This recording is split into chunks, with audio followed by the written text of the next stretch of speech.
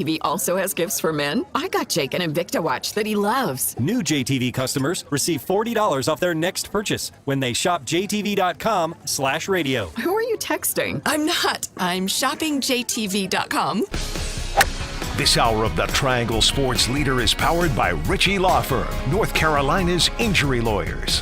Visit GotBrian.com. That's GotBrian.com. WCMC HD1 Holly Springs. Take us with you on radio, web, app, Alexa, and YouTube. 99.9 The Fan, the Triangle Sports Leader. I'm WRAL meteorologist Elizabeth Gardner. Variably cloudy skies this afternoon. A few isolated storms likely to pop up. Some of those could produce some brief heavy rain. We'll see a high of 81. 67 overnight tonight under mostly cloudy skies. We might start tomorrow morning with a little bit of patchy fog. We'll see 77 for tomorrow's high with a chance of some afternoon storms. Weather update brought to you by Newcomb & Company. Where your comfort is their business. Visit newcombandcompany.com.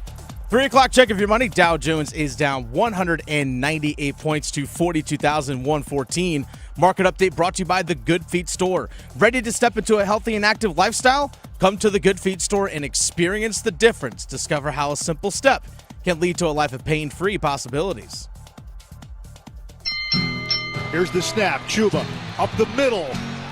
Crashing. No signal, and now they signal touchdown. Carolina, a point after from tying it up. Chuba Hubbard fakes to Sanders, rolling left, throws, end zone, touchdown! Xavier Lee get the first of his career. Pocket holds, Andy fires downfield, 1-6, touchdown, end zone, center cut, Deontay Johnson. The Drive with Tim Donnelly on 99.9 The Fan. The Drive with Tim Donnelly, 99.9 The Fan on a Monday. I'm Tim Donnelly, Dennis Cox producing the show. It's not a victory Monday, but it's not as bad as it has been for the Panthers. There's somewhere in between there. By the way, 3:30, we will be opening the phone lines, Heister Automotive Group hotline for a Monday sound-off. Whatever you want to talk about, the floor is yours. Heister Automotive Group hotline will be open at 3:30, so start getting your thoughts in order. What takes do you want on air? Again, 3:30, we'll start opening that up. In the meantime, to talk Panthers today is I had to go back in the archives. And what I mean by that is these are the conversations I was expecting to have after week one. The Panthers that I was expecting at the beginning of the year showed up in week 4. Instead, in week 1 and week 2, we had to bounce back from what in the heck was that? I thought I had seen things. It was a funny game. They were playing so poorly, I didn't see it coming. Then week 3, they played so well, I didn't see it coming. Even if you thought Andy Dalton was going to improve the team, I don't think you truly believed they were going to go from getting smacked to doing the smacking. And then week 4 comes around. That's what I thought they were. I didn't think they were as bad as they were in week 1 and week 2. I didn't think they were as good as they were in week 3. I'm expecting them to be where they were in week 4. Good on offense, struggling at times on defense, J.C. Horn battling with the opposing team's best player, pass rush holding them back in a lot of ways, a few mistakes from the young wide receivers, a few things you love from the young wide receivers, and a game that could have been a win but probably rightfully was a loss. That's what I expected at the beginning of the year. Why? Well, we knew that they had taken resources from the defense and put them on the offense. Right? We knew that they had taken Brian Burns' money and given it to 2 offensive guards. We knew that they had traded a starting corner who was likely being cut for a wide receiver that's a starter that may have likely been cut. But they were moving defense to offense. We know that their draft had a first-round pick wide receiver and a second-round pick running back, which we still haven't seen yet. But we knew that they made offense a priority, so I expected the offense to take a step up. I expected the defense to take a step back. That's what it looked like in week 4. So you took a long and winding road to get where I thought you would be, with the main caveat being I thought you would be Week 4 production with a clear vision for the future of the quarterback spot. It turns out your Week 4 production without a clear vision for the future of the quarterback spot.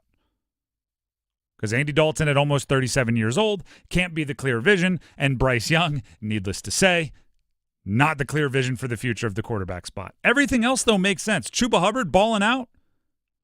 We've seen him when they commit to the offense running the football. That's the Steve Wilkes era, Chuba Hubbard. We know he can get it done if you get him a chance to grind and land body blows. He had his longest run of his career yesterday, 38 yards. 38 is more than I thought he had in his bag of tricks. So I give him credit for surprising a little bit. But the 200-something yards over 2 games plus 70 yards receiving, we knew that was there for Chuba. You go back and listen to the preseason stuff. We were excited for Chuba, especially before Jonathan Brooks comes back or arrives. I guess not a comes back situation. Deontay Johnson being the number 1 wide receiver. You can go back and find in the offseason how excited everybody was for that trade. That's pretty darn good. Xavier Legette making some plays. That's a first-round wide receiver. The offensive line doing what they do, especially without Damian Lewis. That's what we expected. But also, Jonathan Mingo dropping a pass, Xavier Legette getting a couple on his hands, not bringing them in, having a situation where you're down there on the 1-yard line and you don't punch it in. You expected those from the Carolina Panthers, too. They were the worst team in football last year. So coming into the year, this is what we expected.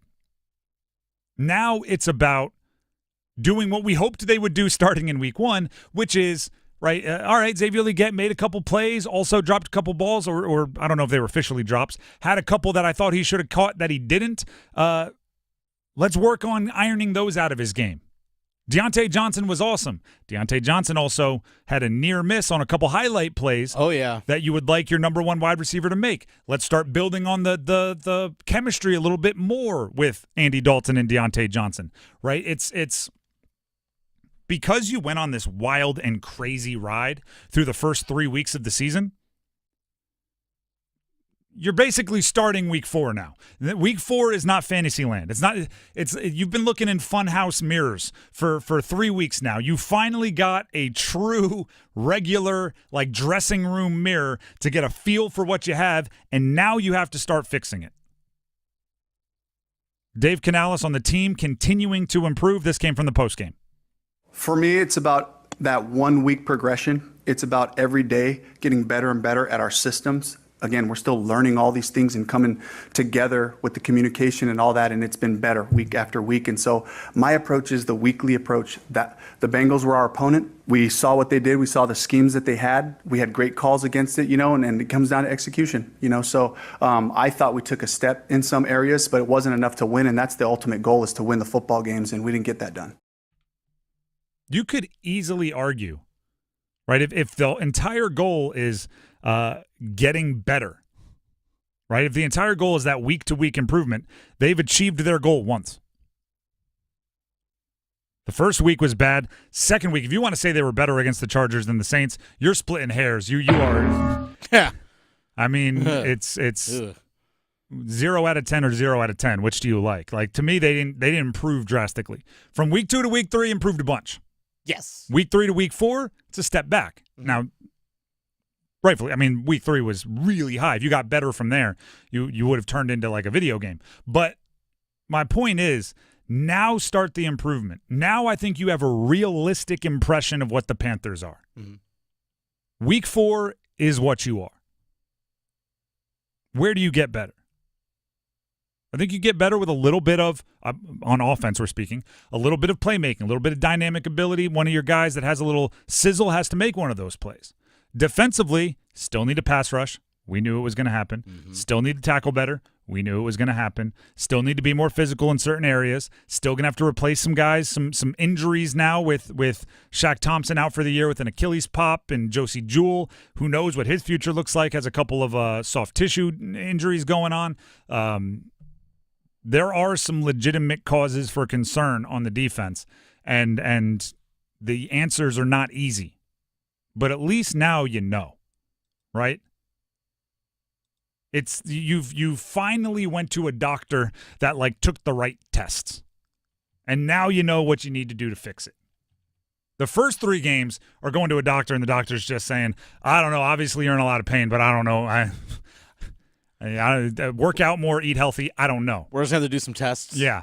Week 3, week 3 came back with, all right, here's your numbers. All right, here's how we have to fix it. All right, here's the medicine I need you to go pick up from the pharmacy, and I need you to, watch out for red meat. Or like now there should be a path towards fixing it, towards getting better. And at Chicago, I think it's a very winnable game. Oh, yeah. I said this on TV. I was on WRAL, the news this morning, and Ken asked me, he's like, all right, Chicago, Caleb Williams hasn't been doing all that. Like, what do you think?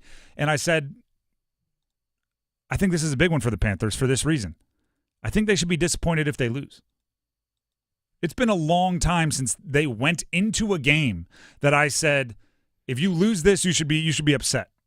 Usually it's, play well, and if you win, great. But, you can't really expect to win. If you go into this one and you lose, I think you are upset. Now, Chicago looked better this week than future weeks, but if you're than past weeks, but if you're building off of the Cincinnati game, I think you expect to win this one. But still, Panthers are what we thought they were. Now, finally, getting to where we thought they were. The Drive with Tim Donnelly, 99.9 The Fan. Don't forget, coming up at 3:30, about 20 minutes from now, we will be opening the phone lines for your takes on the weekend. Not just the Panthers, but if you have Panthers takes, we want to hear them. Don't get me wrong. But the UNC Duke game, I bet you we took calls at halftime. That would be a very different vibe than the calls we will take today on the UNC Duke game. NC State getting the win with a severely outproduced offense by the NIU offense, aside from turnovers. There's a lot to get to, or anything else going on over the weekend. We're going to open up the phone lines coming up at 3:30, so have your takes ready. Speaking of NC State getting a win, borderline without an offense, that's coming up next right here on The Drive. Don't go anywhere. Move your sports day forward. No matter how the rest of the year goes for the Carolina Panthers, the great Red Hope, Andy Dalton, hands you something to believe in early in a season rather than at the end. And he may have given himself something even more to smile about. For at his 5th stop in his career, a true second act as a starting quarterback. Get set up. Join Next Up with Paul Ihander. Mornings at 9 on 99.9 The Fan, the Triangle Sports Leader.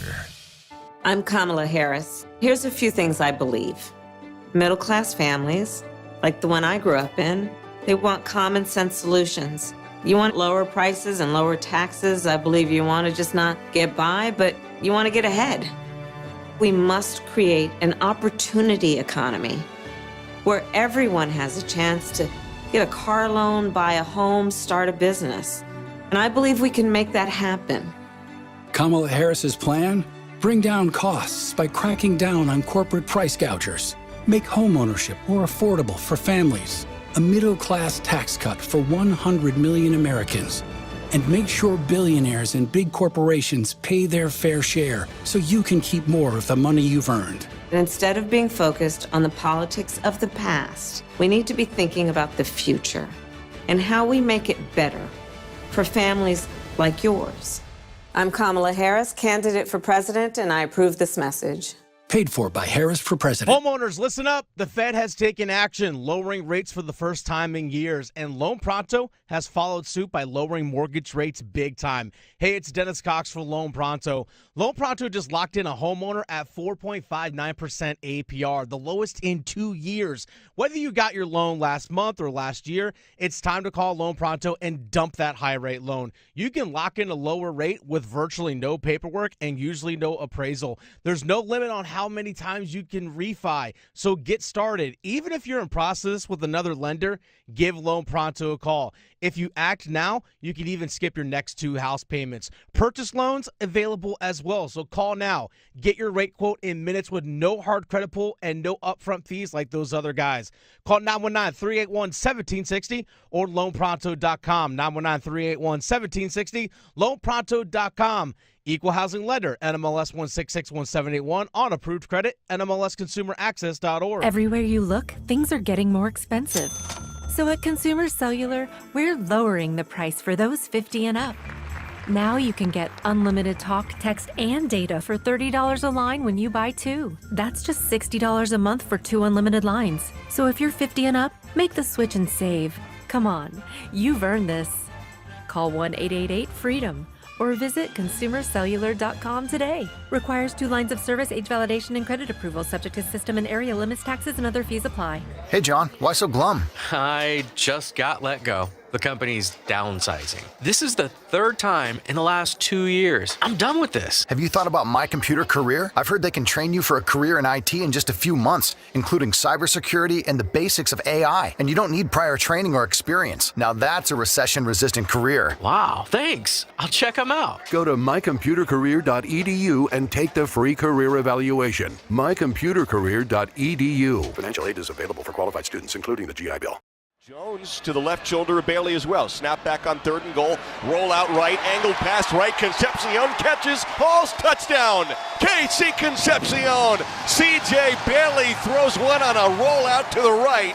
And it is 23-14 Pack.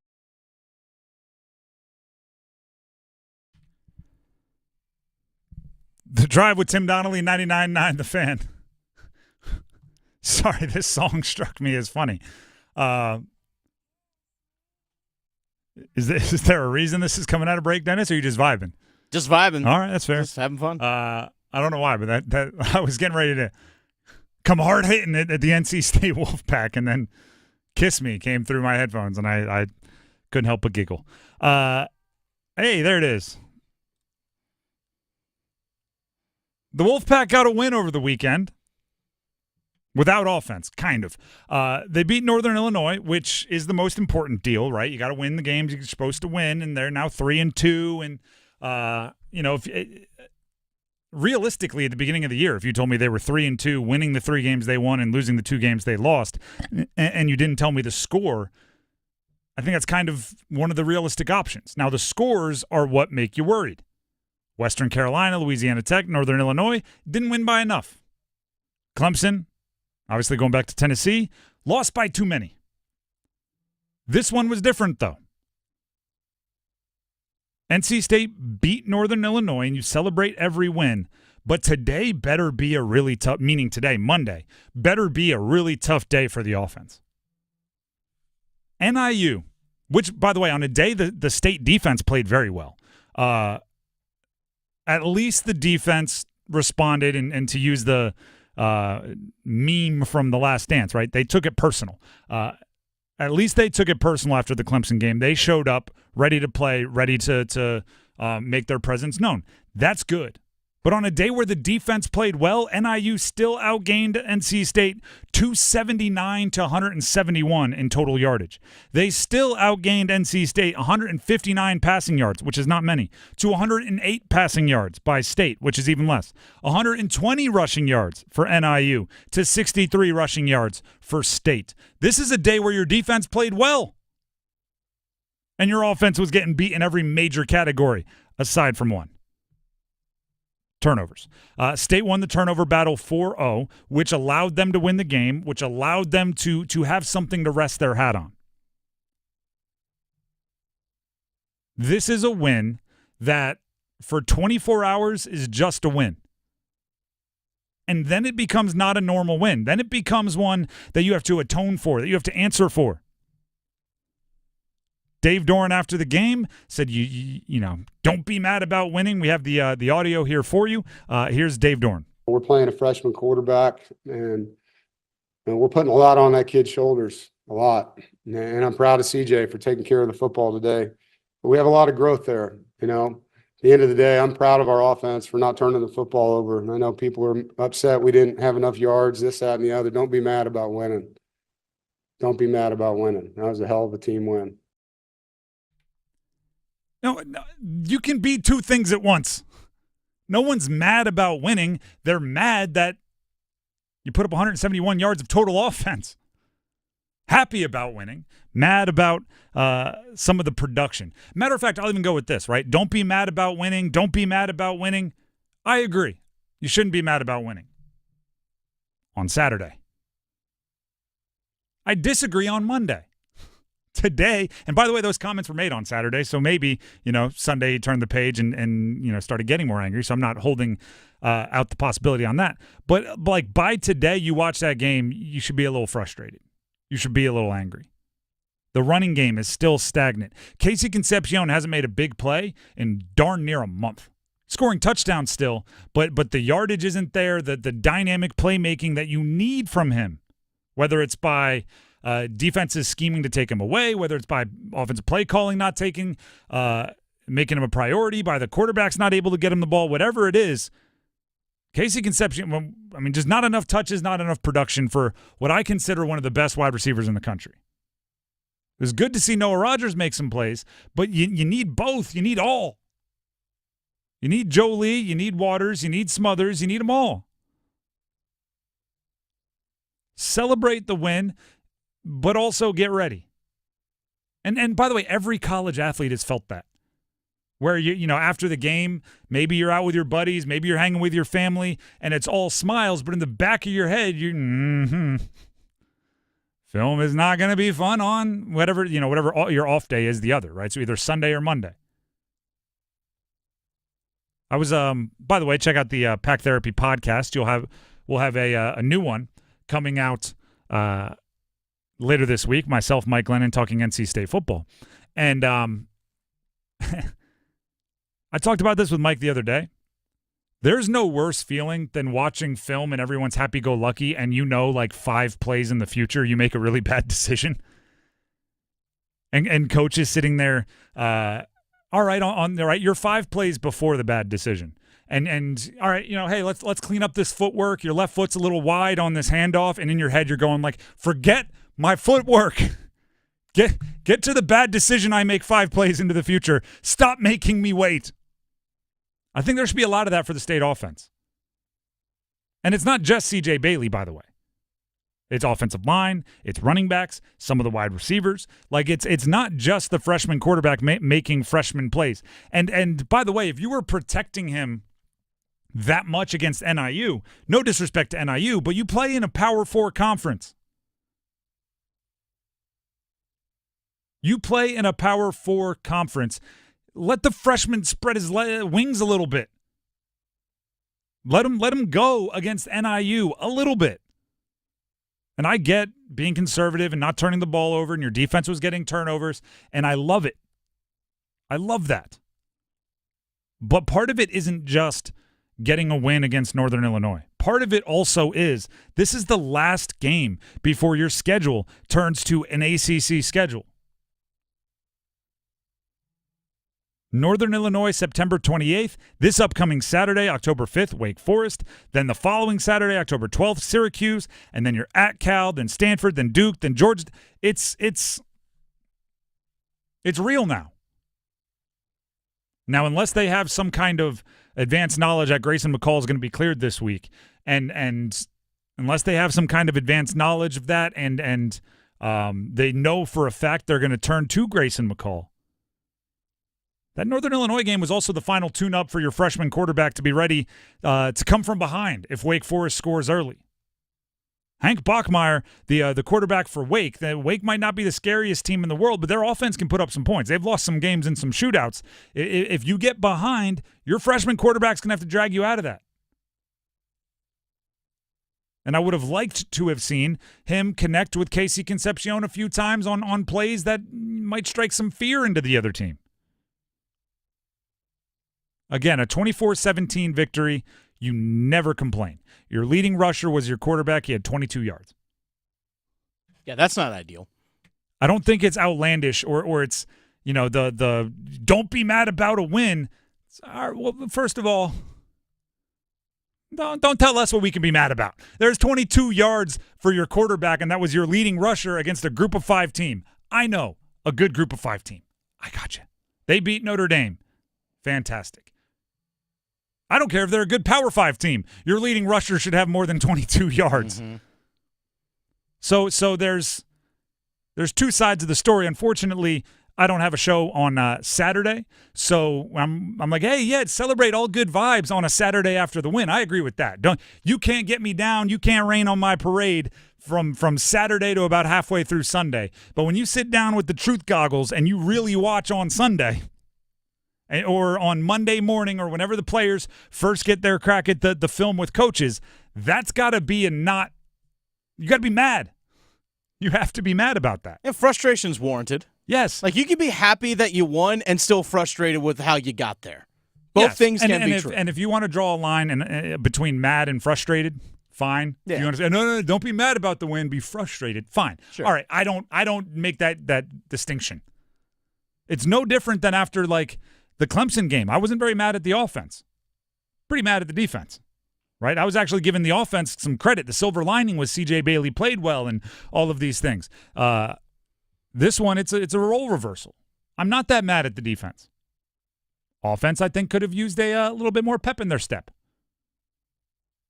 And now you have ACC action starting this week to prove that you fixed it. And you have to prove that you fixed it. The Drive with Tim Donnelly, 99.9 The Fan. Before we move on, and we will open up the phone lines when we return, so bookmark the phone number. Actually, you could probably start dialing. 919-860-5326, Heister Automotive Group Hotline. Before we move on, Tim Donnelly here for Bailey's Fine Jewelry. Let's talk about the Glashütte Original Watch Company. The Glashütte Original brand was established in 1994, but it does come with the heritage of German watchmaking in their hometown of Saxony, with roots dating back to 1845, which I think is really cool because if you look at their brand, it makes sense. You have the old school history that you want in a timepiece in a luxury watch, but you also have all of the modern technologies and innovations that have revolutionized the watchmaking game time and time again over the last century and change. So you have if you look at their Pano collection, it's kind of a very, very classy, elegant watch, but you do know that it has the accuracy and the craftsmanship and the tradition of some of the newer deals. The Senator collection, very similar, sophisticated complications. That's a word that you should be able to say. Complications, including moon phases, perpetual calendars, and many others. But again, a little bit of that modern flair. It's a cool mixture there. So check it out. It's right in the main display room. There's a case in the main display room of the Bailey's Fine Jewelry at their Village District location in Raleigh. While you're there checking out Fox & Bailey, which is their watch shop with the pre-owned and vintage Rolexes and many other brands. When you're checking out the Omega boutique, ask to see the Glashütte Original as well. You might just find something you love. We're going to open up the phone lines for a Monday Sound Off. Heister Automotive Group Hotline opened, 919-860-5326 for your reactions to the sports weekend. It's coming up next. Stick around. We're kicking it this fall with college football. Join 99.9 The Fan all season long and catch your favorite teams in action. The ACC, the SEC, and every conference that matters. You'll find the best matchups here. The Blue Devils up 21-20, and they got their arms reaching for that bell. College football on 99.9 The Fan is brought to you by Wake Med, Sammy's Tap and Grill, and Roofworks. Our state's future begins with our students. That's why the North Carolina Education Lottery has contributed over $10 billion to education. Through scholarships, school construction, support staff, and pre-K programs, lottery dollars move our state forward, helping students become the best versions of themselves. Visit movingncstudentsforward.com and share how your student or school community has benefited for a chance to earn $2,000 for your story. Must be 18 to play. Problem Gambling Helpline 877-718-5543. Lowe's knows that to win the job, pros need the best prices. That's why only at Lowe's, MVP's Pro Rewards members can get a volume discount on eligible orders as low as $1,500 at the Pro Desk. That means you get the prices you need to start any job, small or large. Because Lowe's knows pros. Valid in-store only. More terms and restrictions apply. Visit Lowe's.com/terms or a Pro Desk for details. Buying or selling a home is a big deal. Literally. It's one of the largest financial transactions you're likely to make. So work with someone who will work with your best interests in mind. Someone who agrees to operate with transparency, honesty, and fairness every step of the way. Realtors are members of the National Association of Realtors and are bound by a strict code of ethics that requires they put your interests above their own. Because that's who we are. Make sure your agent is a Realtor. Did you know you can get your prescriptions for less at your local pharmacy?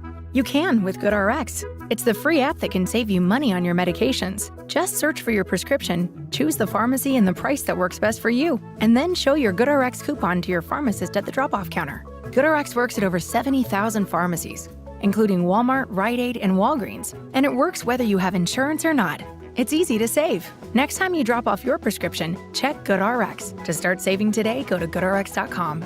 GoodRx is not insurance. Hey everybody, Paul Lyhander from 99.9 The Fan for FanDuel. You can cap off the NFL Week 4 slate with a chance for a big dub on FanDuel, America's #1 sportsbook. You'll get started with $200 in bonus bets guaranteed when you place your first $5 bet on tonight's game. Build an SGP for the Monday Night Football game. We've got Seattle and Detroit. How about an Amon-Ra St. Brown over 100 receiving yards? A Geno Smith for Seattle, more than 200 passing yards. And an anytime touchdown for DK Metcalf. Just visit FanDuel.com/Paul, P-A-U-L, and make every moment more this season. FanDuel, an official sportsbook partner of the NFL. 21 plus and present in North Carolina. First online real money wager only. $5 first deposit required. Bonus issued as non-withdrawable bonus bets, which expire 7 days after receipt. Restrictions apply. See terms at sportsbook.fanduel.com. Gambling problem? Call 877-718-5543 or visit morethanagame.nc.gov. I feel like I'm constantly cleaning hair off my bathroom floor. At least my Swiffer Sweeper makes it easy. Sweeper heavy-duty dry cloths have ultra-thick pads to trap and lock hairs, like a hair magnet. And when I'm finished cleaning up my hair, Sweeper takes care of his too. Now the hair's gone, all thanks to Swiffer. Try Swiffer Sweeper heavy-duty dry cloths. I promise you'll love them or your money back. And also try Swiffer Sweeper Wet to make quick work of tough, sticky messes. And from the shotgun, here's Murphy. Here's the snap. It's Star Thomas, cuts right! Touchdown! Star Thomas into the end zone! And it's 20-13 with the extra point to come. Monday's sound off starting now here on The Drive with Tim Donnelly on 99.9 The Fan. Go ahead and call in.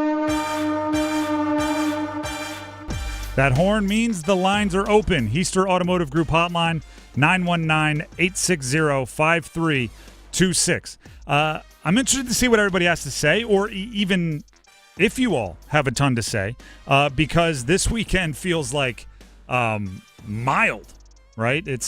We ordered wings the first 2 weeks for the Panthers, for some of the college teams, and we said, give me the spiciest you have. Oh, it's a far cry from what we had a couple of weeks ago, for sure. Even last week with the Panthers playing well, it felt like we went off the board with like some Asian zing or something. Like there was some flavor still. This week it's like just, hey, mild.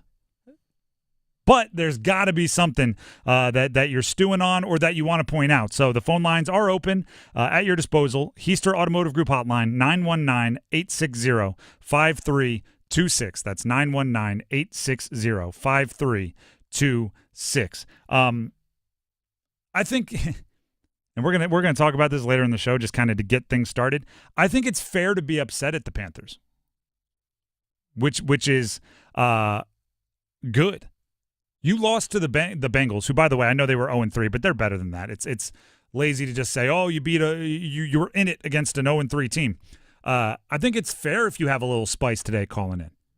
There's a few plays from that game that would have me very, very angry if I were a diehard Panthers fan that lived and died with that team. All right, we have our first caller lined up. Is that Sagar? Sagar in Morrisville. I think I'm pronouncing that correctly. We go to Heister Automotive Group hotline. You can call in as well, 919-860-5326. Sagar, thank you for calling in. What do you want to sound off on? Tim, man, just wanted to say that I've been listening to you since you were back in the coastal Virginia area. All actually right. where I'm from.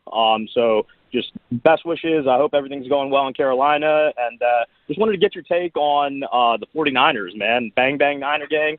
Feels like they did a pretty good job, in a get-right game against New England. And just wanted to kind of get your thoughts on it. All right, appreciate it. And by the way, thank you for all the time spent listening. Yeah, man, for sure. Appreciate it. Here's my take on the Niners. They are really, really hurt. Christian McCaffrey does a lot for them. But at the same time, they're what, 2-2? They lost to Minnesota, which at the time was like, whoa, they lost to Darnold. Not looking like that bad of a loss anymore. Not a terrible loss. That's a good team. So I'm not worried about the Niners. I think, they've entered into – actually, they may be a better version of it. I always use the Bills as this example, the team that cannot prove anything to me in the regular season. It's just about making the postseason. The Niners are officially there. They can't prove a darn thing to me about in the regular season because we've seen them be really, really, really good in the regular season. We've seen them be really, really good through the early parts of the postseason, and it's just about getting over the hump, winning the big one. And until they do, that's the question. But I like Purdy. I am still holding out hope, and not just for fantasy purposes, that Brandon Ayuk is going to get it together after the holdout. Other than that, I like Debo. I like Kittle. I like a lot of what they have. So I wouldn't be super worried if I were a diehard Niners fan. Heaster Automotive Group hotline on a Monday. Sound off 919-860-5326. Feel free to call in. We started with a Panthers take there, so that shows. With a Niners take, not a Panthers take. We started with a Niners take, so feel free to call in with whatever is tickling your fancy. 919-860-5326. We go to Trevor in Holly Springs next. Trevor, thank you for calling in. Which NFL team are you sounding off about? Kansas City Chiefs. All right. What do you want to sound off? Well, first off, thanks for taking my call. And, we obviously just lost Rashee Rice. We lost Pacheco. Kelsey hadn't been doing that good this year. I was seeing, are we still going to make it to the Super Bowl? Do we got a shot still? Or my short answer is yes. My longer answer is I see why you're worried, but you're 4-0 and you still have Patrick Mahomes. Appreciate the call, and we will we'll expand a little bit here. I don't think if the Chiefs are playing as well as they're playing right now that they make it to the Super Bowl. But being 4-0 essentially gives you so 4-0, 17-game schedule, that's 13 games remaining. If you go 7-6, you have 11 wins. 11 makes the postseason. Oh, easily. You can play 500 ball, essentially. I know it's an odd number, so it can't be exact. You can play 500 ball from here on in and still make the postseason, which just means you don't have to have it figured out now. It might even win you that division, too. Even better. Especially since you just beat a divisional opponent. You don't have to have it figured out now, and the people you have trying to figure it out are pretty darn good, right? Give Andy Reid 4 months to get his team on the right track. I like Andy Reid's chances. By the way, Patrick Mahomes isn't playing well. Patrick Mahomes is hesitant. Patrick Mahomes is making some really weird decisions for Patrick Mahomes. Give him 3 months to snap out of it. And in the meantime, Steve Spagnuolo, their defensive coordinator, is going to be right there doing what he does to get the Chiefs back on track or keep them on track while everybody else figures it out. I'm not worried about the Kansas City Chiefs. Not yet, at least. If they look like they do in Week 4, in Week 14, you might start hearing a little bit of a concern, but I'm definitely not there yet. Heaster Automotive Group hotline, 919-860-5326, open for your Monday sound-off. That's 919-860-5326. Call in with your takes from the weekend. Should the Panthers just go ahead and trade Deontay Johnson to the Kansas City Chiefs? There's actually multiple ways I think the Chiefs and the Panthers can learn and pay attention to each other. Okay. One of them is, you're right, Deontay Johnson. I don't think he's the best fit for the Chiefs for one reason. I believe he has a $7 million cap hit, and I don't think they have a ton of room to spare on their cap. When you look at somebody like Amari Cooper, who restructured his contract in the offseason to have a $1.2 million cap hit, Chiefs could trade for him with the Browns and and keep him under the cap, because only your salary, not your signing bonuses and everything, those stay with the team that's trading you away. Only your salary counts against the cap for the next team. So they could essentially get Amari Cooper for like $800,000, or they could trade for somebody like Deontay Johnson, who I actually think is a little bit better, but that's going to cost you a lot more money. So that is one of the ways these two teams should be eyeing each other. Back to the call-in line we go, 919-860-5326. Call in if you're feeling frisky on a Monday sound off. Brandon in Durham, you are up next. What do you want to sound off on? I just want to talk about the Panthers and go back on what you guys were just talking about. I would not trade Deontay Johnson anywhere. I'd extend him immediately. He seems to be the receiver that we had in DJ Moore that we lost because we traded him away, and now we got a guy back. So don't get rid of him now. And then just that they lost. Obviously we lost, but it's nice to see a competitive loss. It's been years we've been getting beat down, and when he gets to the fourth quarter of a game, we don't even have a chance to win. And in that game on Sunday, we lost, but it was like a different kind of loss because we were in it and we felt like we had a chance the entire game. Let me ask you this, going back to the Deontay Johnson question: is there a number too high? Because I'm going to mix previous callers. Brandon Ayuk, I'm a big fan of. I don't think he's a $30+ million a year wide receiver, and he ended up with just about that from the Niners. Like Deontay Johnson is great. I don't know if he's top 10 in the league. Yeah, I understand that. I mean, I have no idea. I'd have to really sit down and look at what receivers are getting paid to figure out where to go. But it'd be hard to let him go given the production we've gotten from him and what we've seen in the last 2 games out of him. And he just looks like what we've been missing. All right, Brandon, appreciate the call. Call back in anytime. I'm actually wondering if Deontay Johnson keeps playing really well, if you start reading the writing on the wall that he wants $30 million a year, if maybe at that trade deadline he doesn't become something that you can flip for a nice little draft pick, because I can't justify paying him even like $28.5 per year because you got a lot of other needs on that roster. Let's go to Vince in Raleigh next up on the Heister Automotive Group hotline for a Monday sound off. You can join in as well, 919-860-5326. Vince in Raleigh, thank you for calling in. It says here you want to sound off on NC State, so go ahead and jump on Talk Wolfpack. Great, thanks for having me on, and I love your show. I listen to you guys every day. It's fantastic, so I really enjoy it, especially Football Mondays. Thank you. It's weird. I agree with what you said. It seems like the defense took those practices more seriously last week, and they came out, and that's very important. As Coach Dorn said, that's our DNA. But really, this young man has done a good job. The freshman replacement, CJ Bailey, the quarterback. Yeah, and I give him a lot of credit for doing. That's a hard thing to take on. But at the same time, we haven't got an update on Grayson McCall really and what his status is. But if he is playable, I don't know if he has a concussion or whatever, but if he is playable, he really ought to get some reps this week, because if they have another first half with 72 passing yards or whatever, it's like you're going to start just leaking games. I mean, they almost leaked this game away, right? And that's because they just could not get a first down in the fourth quarter. And that's what's going to happen. You're going to leak a game and be a big problem in terms of your standing. So I just hope that – I don't know the Grayson McCall status. Like we said, they haven't been broadcasting it. I'd love to know what it is. But if he has a chance to play, he should be getting some reps in practice this week. And, I'm hopeful that we can play a little better on offense next week and keep the defense going. That's all. Take over, guys. Have a great afternoon. Thank you. Appreciate the call and the listenership. Here's what I'd say about that. I think Grayson threw for 105 yards against Tennessee. Now, granted, Tennessee is better than Northern Illinois. Their defense is one of the best in the country. But, I think there's some structural things going on with the offense that, a quarterback change might not just fix.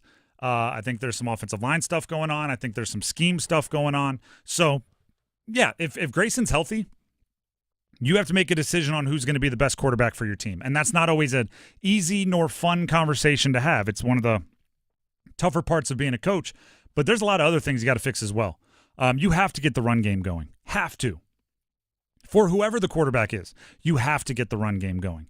I'm a fan of CJ Bailey. I'm a fan of Grayson McCall. I don't think either of them have been the biggest faults in these losses.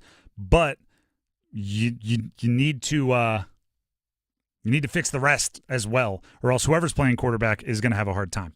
Let's go to Robert in Raleigh. Robert wants to talk Duke football. I mean, Duke football, you're 4-0. There's 5-0, excuse me. You were 4-0 going in. Looked like you were going to be 4-1. You flew up and won anyway. So, Robert and Raleigh, go ahead and sound off on the Blue Devils. Well, here's the thing, though. I got to be creative to get my team a mention by bringing up the Blue Devils. So let me start with the Big 12 claiming last week going into the weekend that they're going to be a basketball conference, and then let me end with Duke football. 12 out of the last 24 men's basketball championships are owned by 3 schools: Duke, UNC, and UConn. Okay. Why UConn's not in the ACC, I have no idea. If ACC adds UConn, automatically it's the best basketball conference, and the ACC might not need UConn to be that. Okay. So I will go Duke football. Duke is 5-0 this year. However, they also won their last 2 games last year, so they're 7-0 in their last 7. Connecticut, at the same time, a basketball perennial, is 5-2 in their last 7. So Duke and UConn are combined 12-2 in their last 14 games. Those are basketball schools playing football. It's going on without anybody paying attention. You got Manny Diaz and Jim Lawrence Mora, and they're doing a heck of a job. And Connecticut still has 2 games against the ACC this year. And coming out of that game, Duke and UConn, with UConn coming back and Duke prevailing because they're a second half, fourth quarter team. Let's see where these 2 teams end up at the end of the year. Thank you for taking my call. All right, appreciate it. Robert calls in every week and thinks he has to do some big like Trojan horse just to talk about UConn. You can just tell us you're going to talk about. When we talked about the Niners, there's no local flair to the Niners. What I will say is this: UConn football, and by the way, I'm big. Like I know some people on that staff. I'm a fan. They did get absolutely schmalacked by Maryland. I think it was 50-10. And their wins are against Merrimack, Florida Atlantic, and Buffalo. So I'm not willing to put them in the same spot as Duke right now as a football program. But yeah, I mean, I'm not going to argue at all if somebody wants to say the ACC is the best basketball program or best basketball conference in the country, because I believe they are. Let's go to Tyler in Raleigh. Tyler in Raleigh wants to talk UNC. All right, Tyler, this is your time on a Monday sound off. Go ahead and sound off on the Tar Heels. What's going on, Tim? What's going on? Let's jump into your UNC take. Yes, sir. I don't know what that Duke / UConn football fan was talking about, but that just kind of checks out. As far as UNC football goes, I don't know what. There's the one side of me that's the Carolina fan that knows I need to take my 7 and 8 win seasons and be happy, because I know what the 3 and 2 win seasons feel like and look like. And then there's the other side of me, which I think is what everyone else is doing, is throwing their arms up and acting like everything is unacceptable, when in reality this is Tar Heel football that we've been watching. It's nothing abnormal. And I root for Mac. He's a heck of a politician. Everybody loves him for the way he talks, for how he's able to talk to everyone. But obviously, when you start losing football games, nothing looks pretty. And I'm wondering how upset I should really be. Obviously, we go 70 points to James Madison. We lose to Duke, but do I really care? The apathy from a fan base is the ultimate disrespect. Here, Tyler, let me ask you this: you think because UNC has kind of never been the greatest program, or not recently, that you should be almost okay or expectant of losing a three-score 20-point lead to your rival? Oh, he hung up. He wants to take those categories. Oh man, I was going to dive in on that one. I don't think be mad. Be like, if Duke came out and had their way with UNC from the very beginning, and you did give up 70 to James Madison, and Duke is undefeated, and you want to be a UNC fan that's like, well, it's UNC football. What are you going to do? That's fine. But if you get up 20-0, yeah, you're like, after that game, a little fury is appropriate. I'm not gonna fault anyone for throwing their hands up and saying this is unacceptable when that happens. And by the way, the coaches and players should be saying it's unacceptable when that happens. Everybody should be in agreement that it's unacceptable. Barry in Selma wants to talk state, so we'll go ahead and bring him on. Barry, you are on the Heister Automotive Group hotline, 919-860-5326. Keep calling in. Barry, what do you want to say about state? Hey, Tim, I listen every day, man. I love y'all's show. Thank you. Tell a UNC fan, if State could get the football recruits that Matt gets, I think we'd be a whole lot better off. Robert Anai has not impressed since he's been here, and we have not had an offensive line or a running game in the past 5 or 6 years. Yeah, there's a lot of truth to what you are saying there. The one thing I'll push back on, right, because you started with kind of the stereotype of Mac Brown recruits really well, and then NC State outperforms them with their lower ranked recruits or fewer stars. I think State did the recruiting thing, especially in the transfer portal this offseason, yes. which is why I think so many State fans are upset, because for the first time in a long time, it doesn't feel like you're trying to make a meal with the lesser heralded ingredients. Yeah, and the offense, they went for a whole lot of offense, and I'm sure looking for it to start. Very true. Barry, appreciate the call, and thank you for listening and the compliments at the beginning of that call as well. Thank you, Tim. Yep, thank you. We'll jump to Omar in Dunn. Heister Automotive Group Hotline has Omar in Dunn. He wants to talk about Georgia, Alabama, which was point blank. I don't care if you're a fan of either team or not. An awesome game. Omar, what's your sound off on the Georgia Alabama game? Yes, sir. I was just wanting to know, is Jalen Milroe the Heisman favorite as of now, and will we see Alabama and Georgia 2 more times before, the end of the year? Appreciate the call. I'll answer both questions. Yes, Jalen Milroe is, as of right now, I believe the Heisman favorite, and I think that happened about halfway through the second quarter. They go up 28-0. The announcers went, Jalen Milroe is officially the betting favorite as of right now. The other part, are you going to see it 3 more times? I hope not. I don't love when there was a year where Alabama and LSU played in the SEC championship and then again in the national championship. I just don't like it. It's like if you've already played it, there's so many other teams that might have a chance. Also, I believe those will probably be 2 of the higher ranked teams going into the college football playoff. So chances of them, they're going to have to win 2 or 3 college football playoff games before they see each other in the college football playoff. So there's a lot that needs to go their way. That game, though, was awesome. Ryan Williams is bananas, the freshman wide receiver for Alabama that caught the game winner. He's 17 years old. I saw and I kept thinking of this guy. Somebody tweeted out, I think it was a South Carolina fan, like the Gamecocks. At the beginning of the week, they were on bye. And it said, since we're on bye, I just want to remind everybody who the best freshman wide receiver in the country is. And they posted a highlight, video of their freshman wide receiver. And then for the rest of the week, I saw Jeremiah Smith for Ohio State make all of the one-handed catches and go bananas. And then I saw Ryan Williams make 2 of the best catches of the year while helping his team beat Georgia. And I went, bad week to claim you have the best freshman wide receiver in the country, because we might have 2 of the all-time great freshman wide receivers at Ohio State and at Alabama. Let's jump to Jeremy in Clayton. He wants to talk Duke. Duke fans, and I'm not saying you were hiding, but there are more of you now that you're 5-0. I'll put it that way. Jeremy in Clayton, thanks for calling in. What do you want to talk about the Blue Devils? Oh, man, Tim, huge shout-out for Duke. And this one ain't hiding, buddy. I got Duke tattooed on me. I just want to say – shout-out. By the way, I wasn't talking directly to you, but I respect you for standing your ground.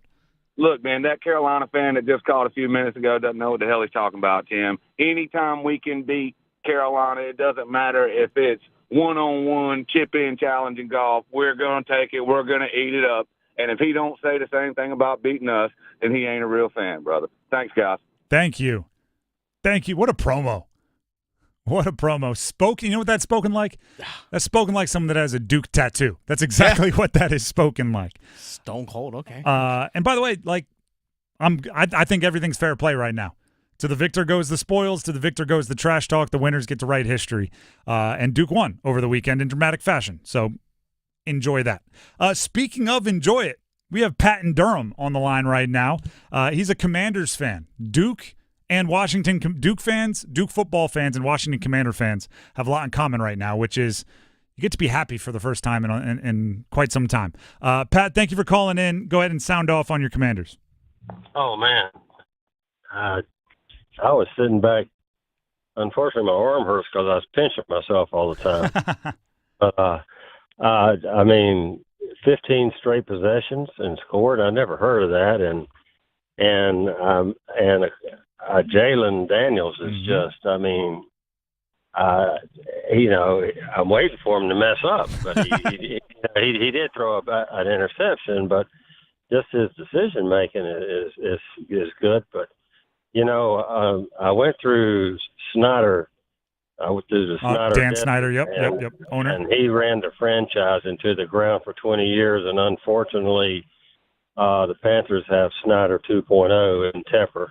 So, the people the teams that aren't spending money on the Snyder tax can now pay the Tepper tax. But that being said, Kingsbury is just doing an amazing job, and it's just fun to see my team competitive. I don't know how long it'll last, but you ride him till he bucks you. I'm with it. I appreciate the call. We're up against it, so we're going to let you go. But thank you for calling in. Isn't that I think it was subconscious the way he worded it. I don't think this is what he meant. But isn't that the most Commanders fan thing in the world? Jaden Daniels is playing darn near perfect. Yeah. He has completed no less than 71% of his passes in any game. The last two, 91+ and 87%. I think he's the only quarterback in NFL history to go 85+% in back-to-back games. And he's running the ball effectively, and they're winning, and the caller calls in and goes, I've been waiting for him to make a mistake. Again, I don't think that's what he meant, but it's the Commanders fan in his soul. That is just, I mean, it's been awesome. He's been playing perfect, but I'm just sitting here waiting for him to mess up. That's years of conditioning to get to that point. But yeah, Washington's been really good. And it was a cool moment for Kingsbury because obviously he was a former coach of Arizona, and their offense absolutely lit up Arizona. So a little bit of a last laugh going on there. Before we move on, before we get on to the next, and we'll open up the phone lines later in the show for those of you that want to continue to sound off. But before we advance, here's Dennis Cox. Hey, folks, Dennis Cox here for my friends over at Law Tigers. But with the way the weather's been the last couple weeks, not going to lie, the motorcycle, it's been parked. It's been parked the last couple of weeks. But here's something I need to make sure when the weather turns well later on this week when I get back on the bike, that everything's in proper working order. I got to make sure I go back and inspect the bike to make sure, hey, are the tires inflated properly? Are all the brakes and everything working properly? Everything connected, everything where it needs to be. Everything's in proper working order. And also take it on a real quick, short ride before I actually get out on the road because I have to make sure that I'm prepared every time I get onto the bike. But I also know that potential for accidents, it's out there. It's a real thing. And this is where Law Tigers comes in. Law Tigers, they're motorcycle riders as well. They understand what your bike is worth. They understand what your gears work. And if you are injured in a motorcycle accident, they know what you're going through after you've been in an accident. So if you are injured in one, call 1-800-LAW-TIGERS before you call your insurance company. Insurance companies, they want to pay you the least amount possible. They're going to hem and haw. They're going to wait as long as they can and try not to give you everything that you deserve. Law Tigers has your back.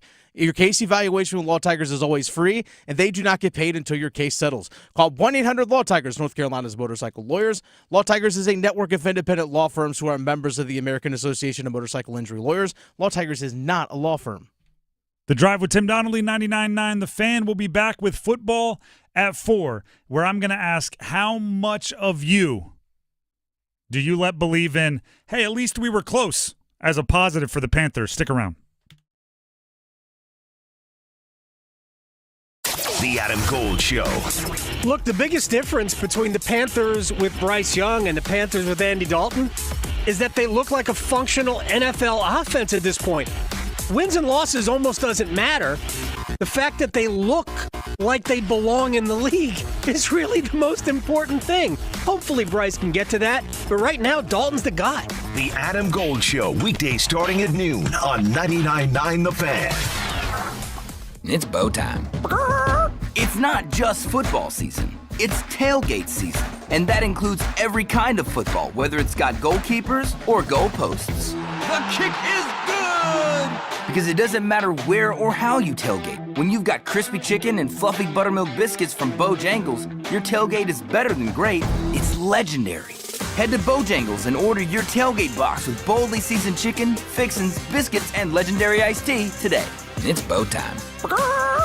Planning a tailgate? Then it's bow time. Bojangles has everything you need for the perfect tailgate, no matter how many fans you're trying to feed. There's the original tailgate, the super tailgate, and for a really big crowd, the jumbo tailgate special. And if you like your chicken off the bone, choose the Supreme's tailgate special that includes 12 perfectly seasoned tenderloin fillets. So grab the tickets, get that Bojangles tailgate special, and go. It's bow time. Upgrade your home with Baker Home Exteriors and take advantage of our financing options. We offer 0% interest for 12 months, same as cash financing. Our financing plans also cover siding and window replacements, making those big projects more manageable. Don't just imagine how your home could look. Use our interactive visualizer tool at bakerroofing.com to see your home's potential and get started on a worry-free home upgrade experience. This is Gordon Miller from Miller Lending in Cary.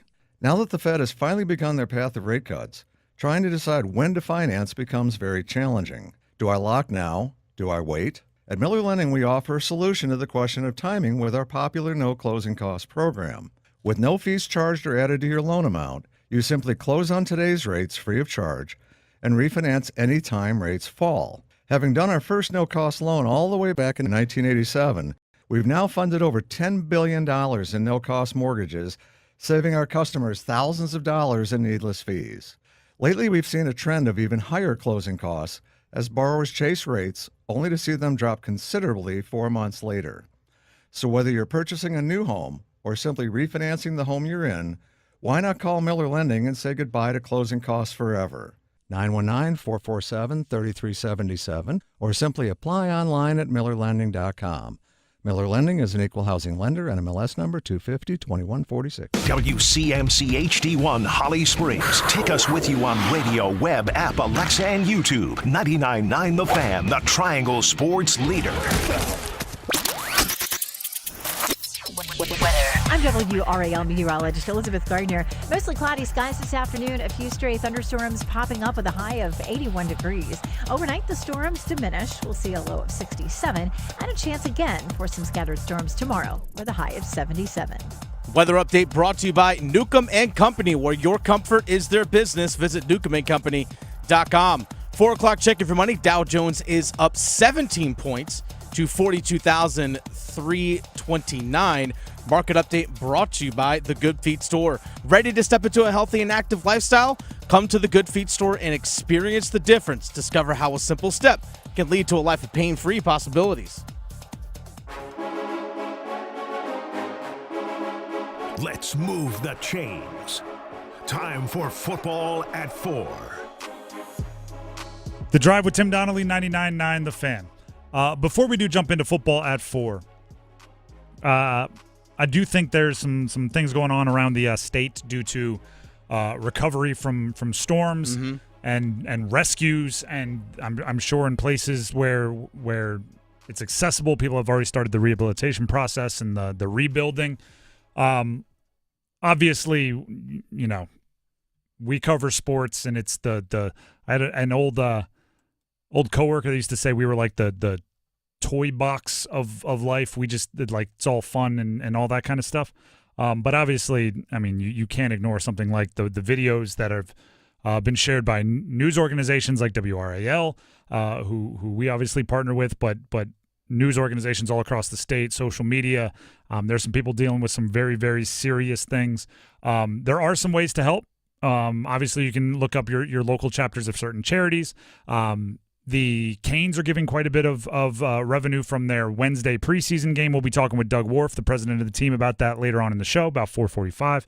I saw Davin Van of NC State, whose mom runs some kind of a moving or a trucking company, is putting together truckloads of water and hygiene products and everything else, so you can donate there. But one of the cooler things about our kind of society here is when events like this happen, it's not hard to find ways you can help. There are a ton of organizations that are doing things. So if you have the time, you have the money, you have the resources, find a way. It's needed out there, particularly in the western part of the state, up in the mountains. There's some some people that lost a lot, and you hope it's just material goods, but I'm sure it's more than that in some cases. It's a lot. I mean, there's some people that won't be able to go home. Mm-hmm. Like, they won't be able to go back to Asheville or Boone because everything's gone. And rebuilding is going to take a long, long time.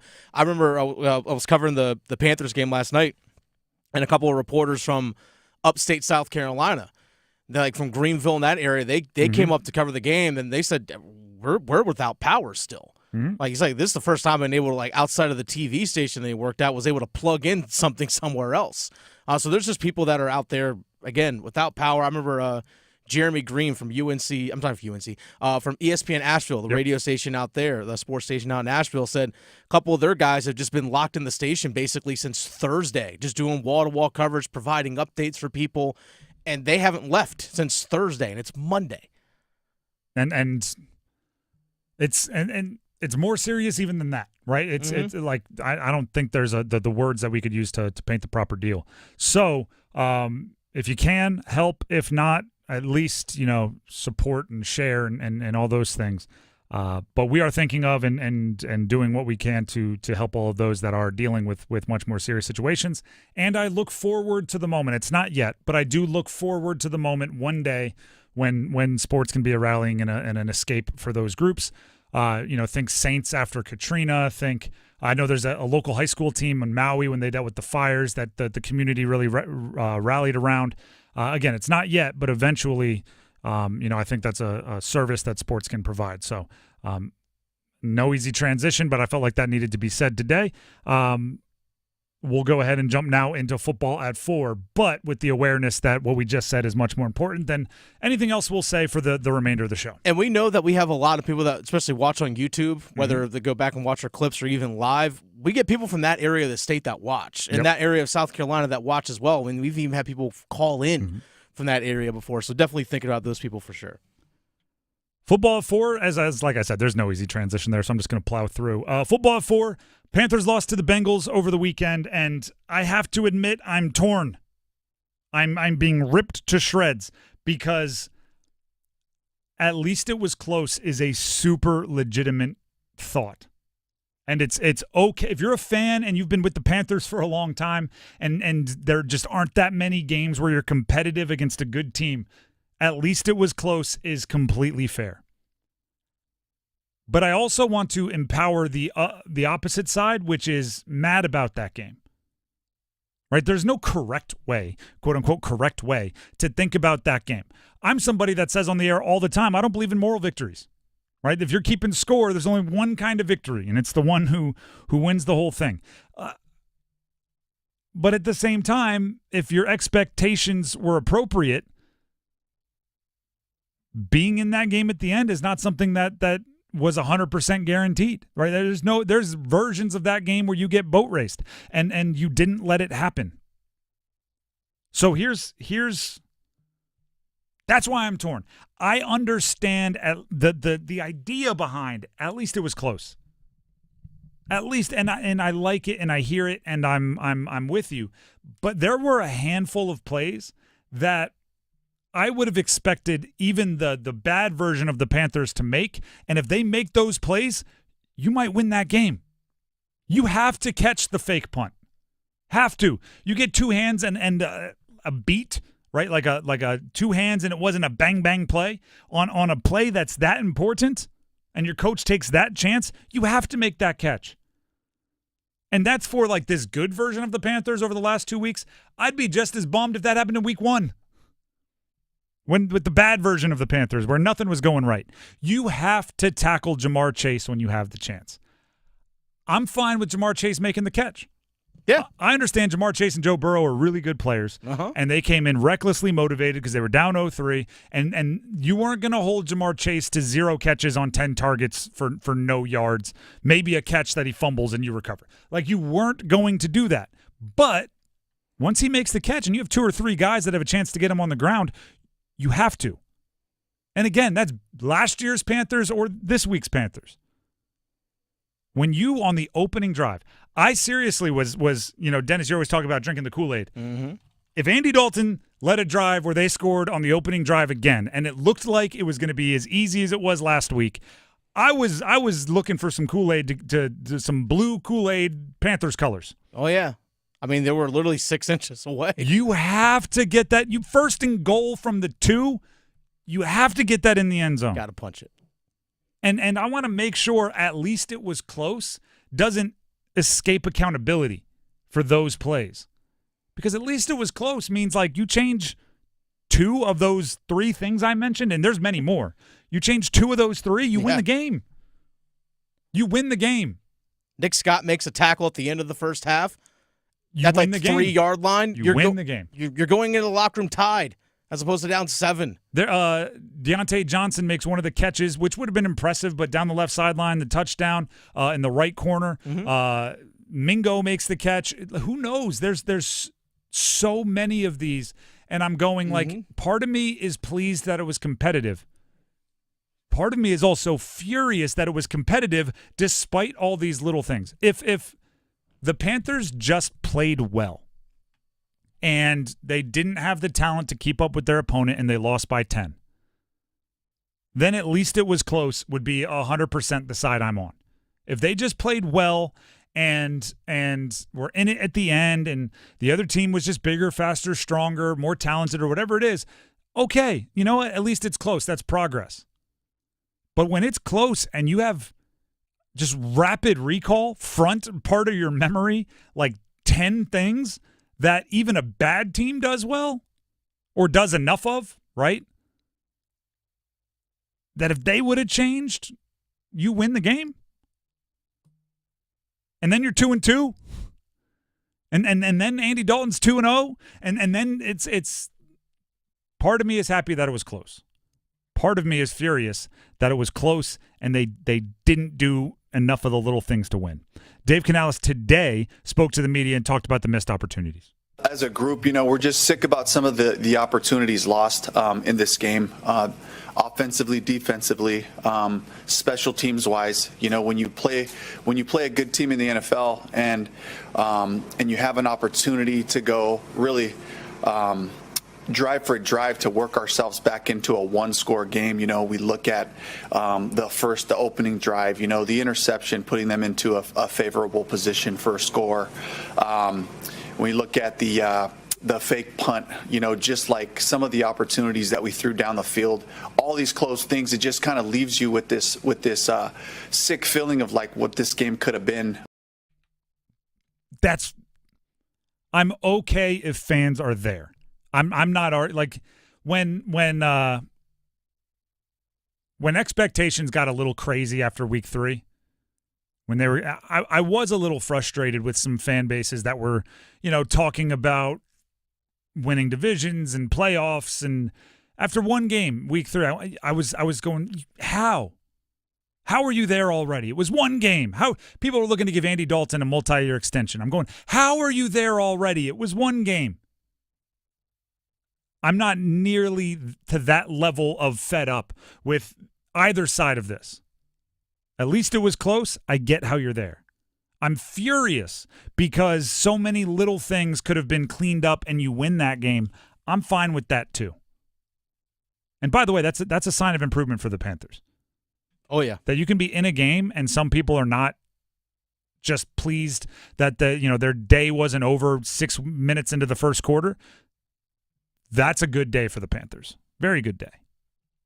The Panthers just need to again, eliminate all the stuff they did when they were bad. The good stuff, keep that. Eliminate the bad. Is it that easy? Maybe more difficult than that. The Drive with Tim Donnelly, 99.9 The Fan. Before we move on, here's Dennis Cox. Hey, Dennis Cox here for my friends over at Loan Pronto. Lower mortgage rates are finally here, folks, thanks to the Fed and Loan Pronto. Loan Pronto just locked in a homeowner at 4.59% APR, the lowest in 2 years. Now, whether you got your loan last month or even last year, it's time to call Loan Pronto and dump that high-rate loan. You can lock in a lower rate fast with virtually no paperwork and usually no appraisal. There's no limit on how many times you can refi. So get started. Use this opportunity to get cash out and wipe out your credit cards. You can do a cash out refi and get 50, 75, 100 grand or more out of your home. Use that to pay off all your high interest debt and end up with just one low monthly payment. And if you act now, you can even skip your next 2 house payments. Purchase loans available as well, so call now. Get your rate quote in minutes with no hard credit pull and no upfront fees like those other guys. VA Streamline loans are also available with Loan Pronto. Call 919-381-1760 or loanpronto.com. 919-381-1760, loanpronto.com. Equal housing lender, NMLS 1661781. On approved credit, NMLSconsumeraccess.org.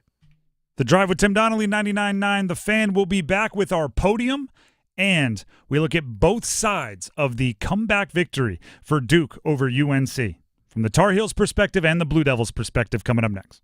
Listen every afternoon for The Drive with Tim Donnelly. For the first time this season, we are actually seeing what I believe the Panthers truly are. They weren't as bad as they were in week 1 and 2. They aren't as good as they were in week 3. They kind of are what they are in week 4. They're a team that is young. The defense is going to regress from last year, but with Andy Dalton, the offense shows a little sign of progress.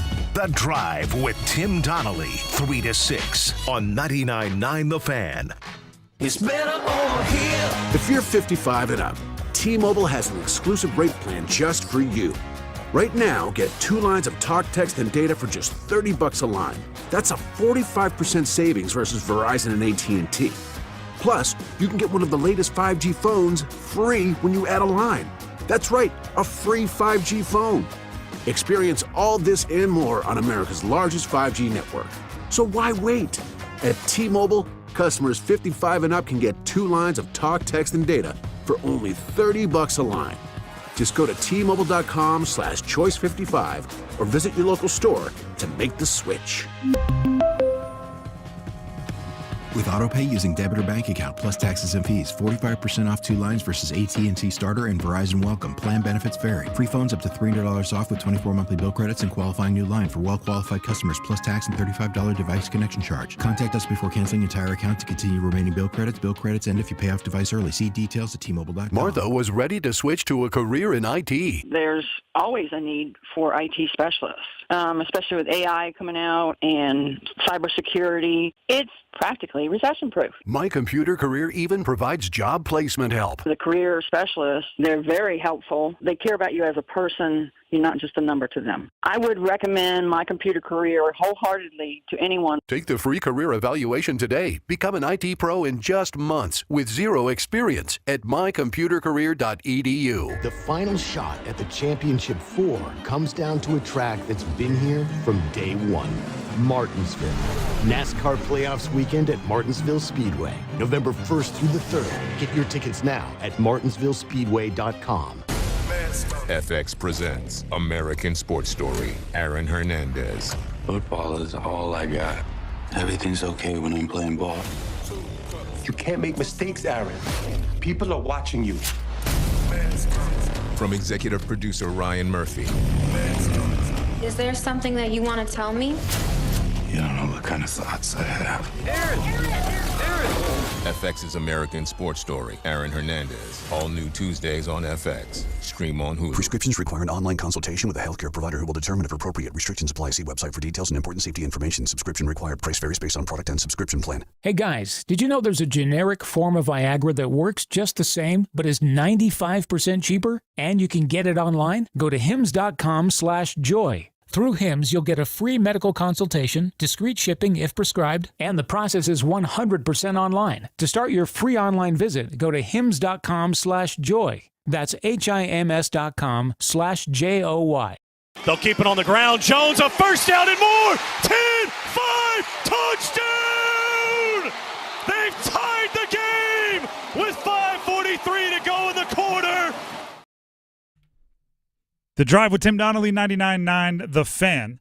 We will get to the podium, but today is also a Monday sound-off. Now, Dennis, correct me if I miss any of the details here. We were earlier, we opened up the phone lines like we do every Monday sound-off. Heaster Automotive Group hotline was open, and Tyler in Raleigh, a UNC fan, called in. Yep.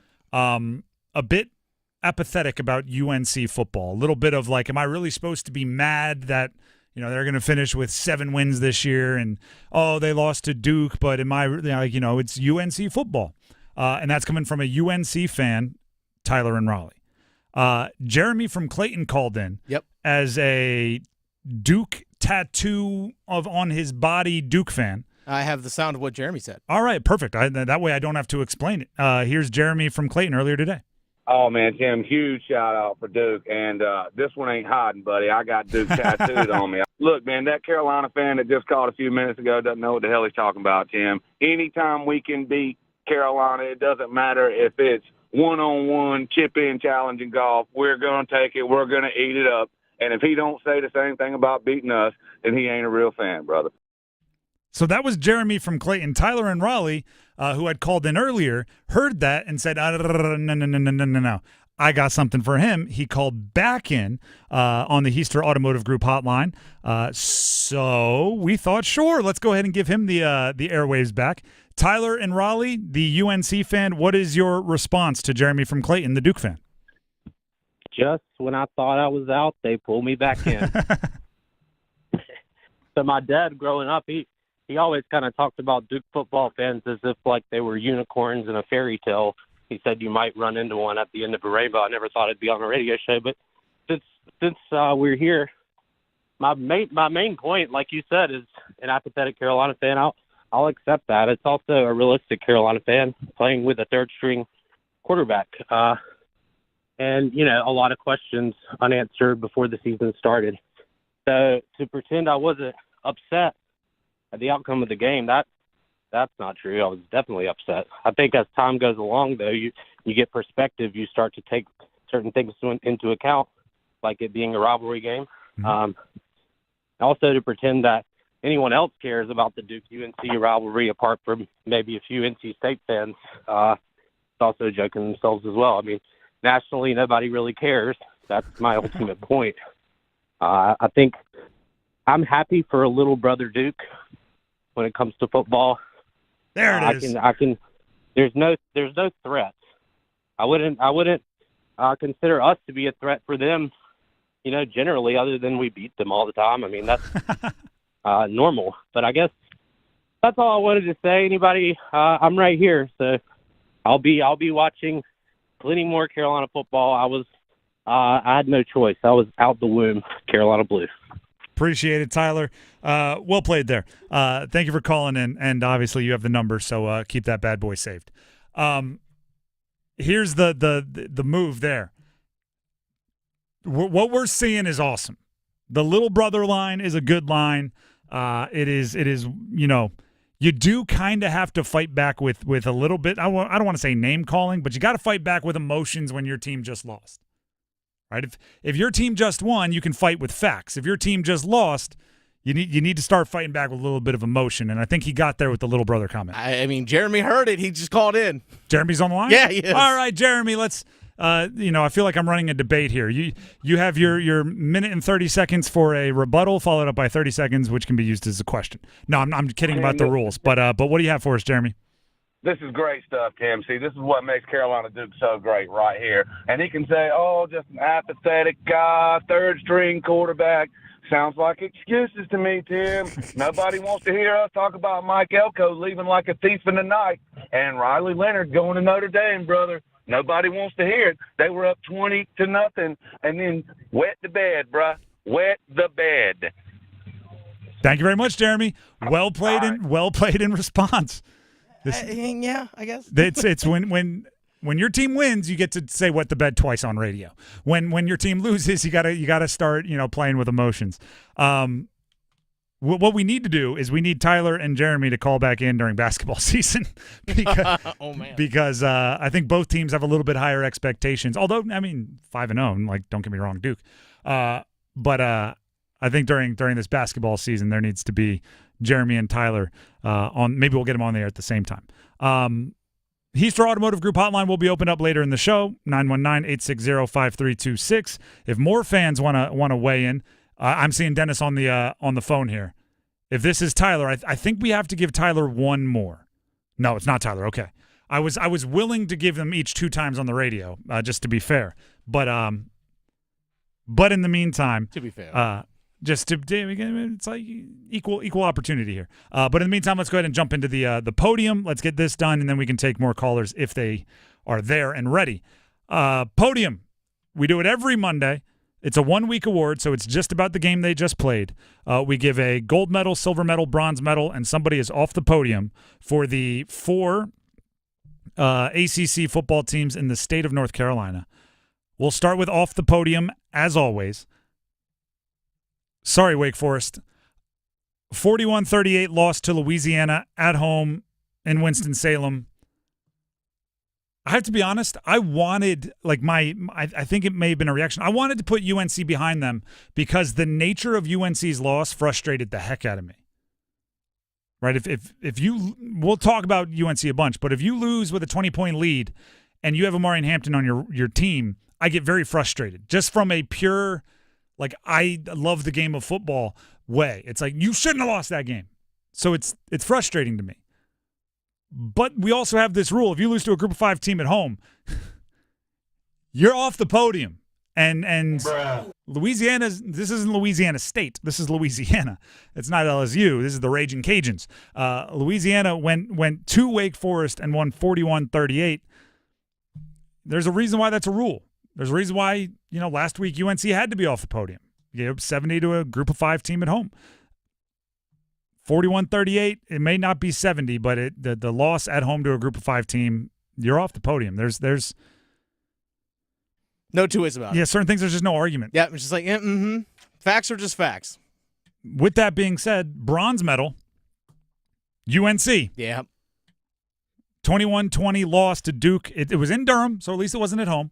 But being up 20-0, I just said, I'm going to say it again, but just louder. Being up 20-0 with Omari and Hampton on your team and losing, I can't accept that.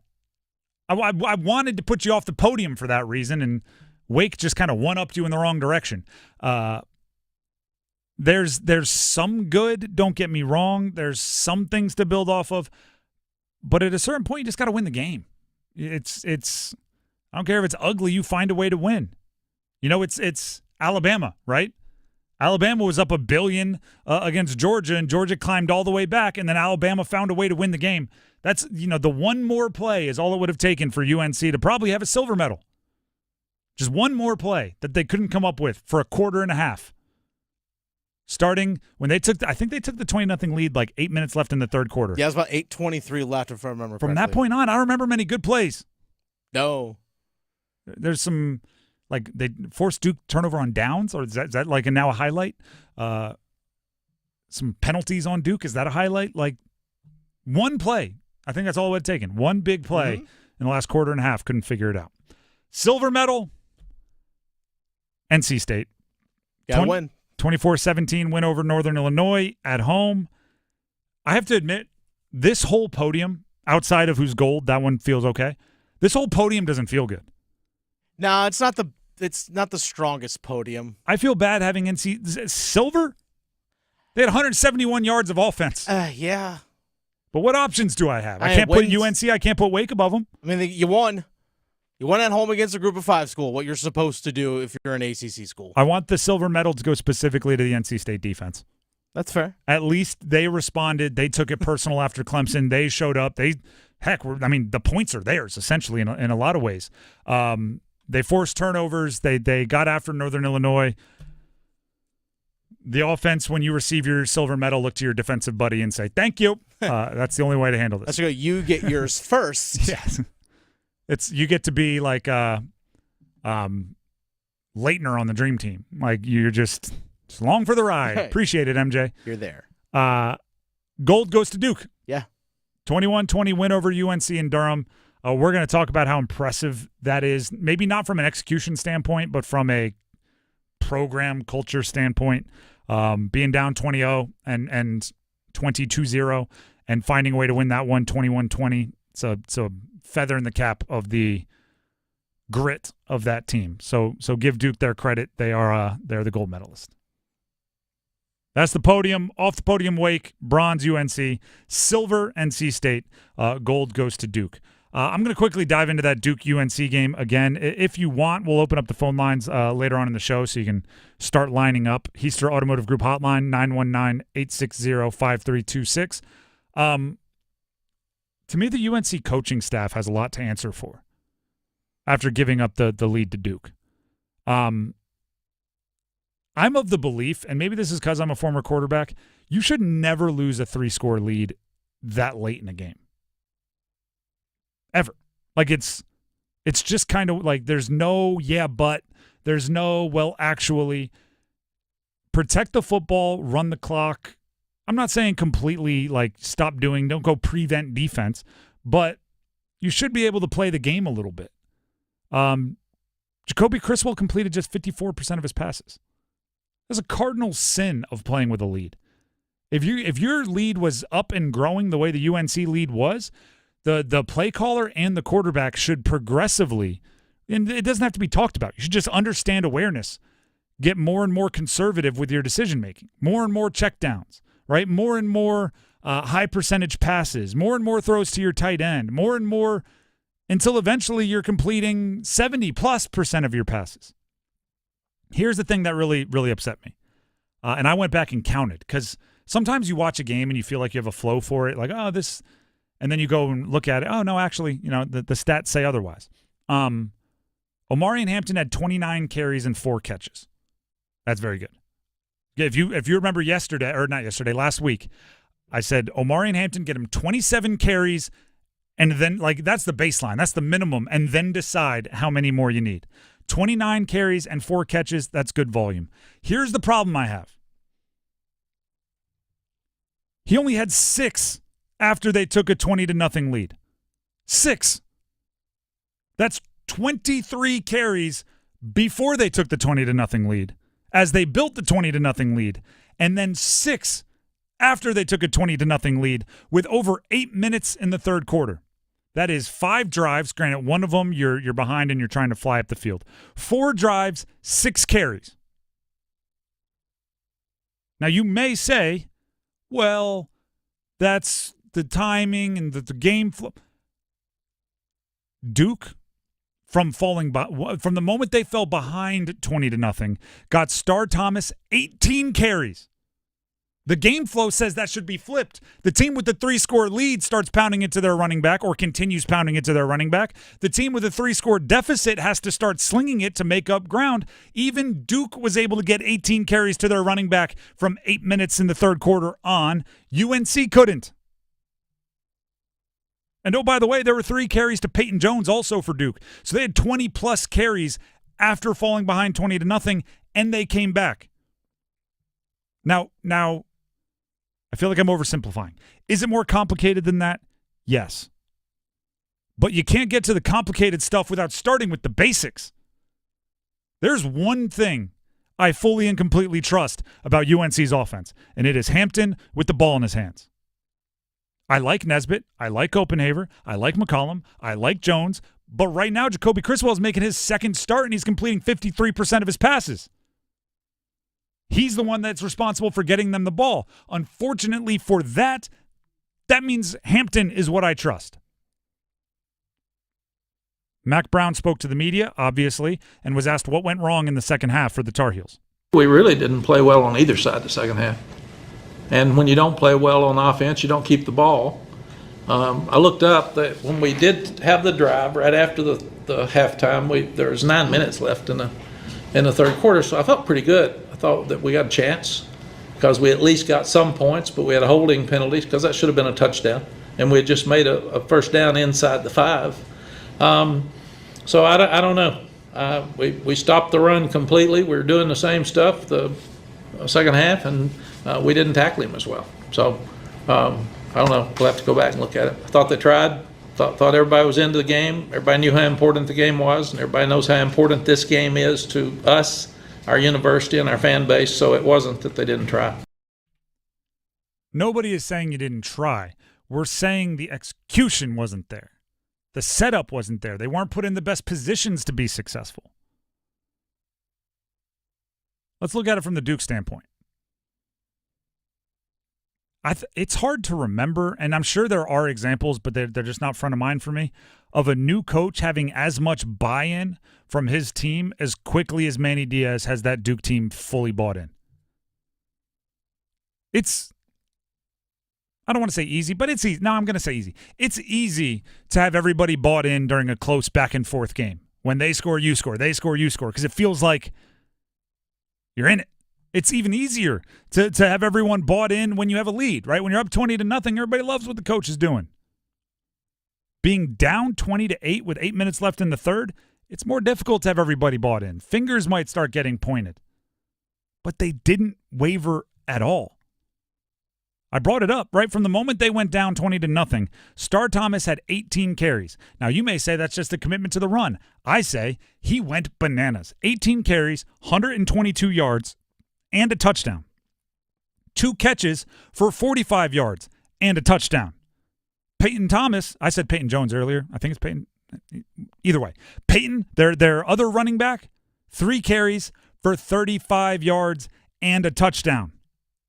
The 20-yarder that ended up being the game winner. That is a heck of a statement from that team. Peyton Jones. I was right the first time. I don't know. I was confusing the 2 running backs.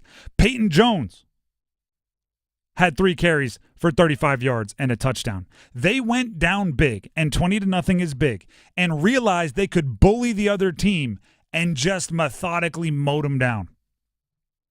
There were a few big throws. Don't get me wrong. Murphy was there, especially the deep ball to Jordan Moore. Like there was that. But this was a big-time smash people win that started halfway through the third quarter. And nobody looked surprised by it. Nobody looked like, hey, coach, shouldn't we be throwing the football? We're down 3 scores. They looked like, no. Coach, you think the thing we can do is run the ball? Let's run the ball. And they did that, and they did that, and they're 5-0. Manny Diaz, let's jump to the patience line here. Manny Diaz on why patience was important in the second half. We had to get the mindset that the way to come back was going to be through body blows. You know, we made a reference of just keep hitting singles. Because what happens is you try to get it all back at once, and that really is what they wanted us to do. They wanted us to get impatient on offense, try to get it all back on at one time instead of just go to work on him, and that's what we did. And Star Thomas, I mean, what an inspiration that guy is for our team. Not just the way he runs. I mean, like I said, the line and tight ends did a great job opening up the holes, but just what he does when he gets in the secondary.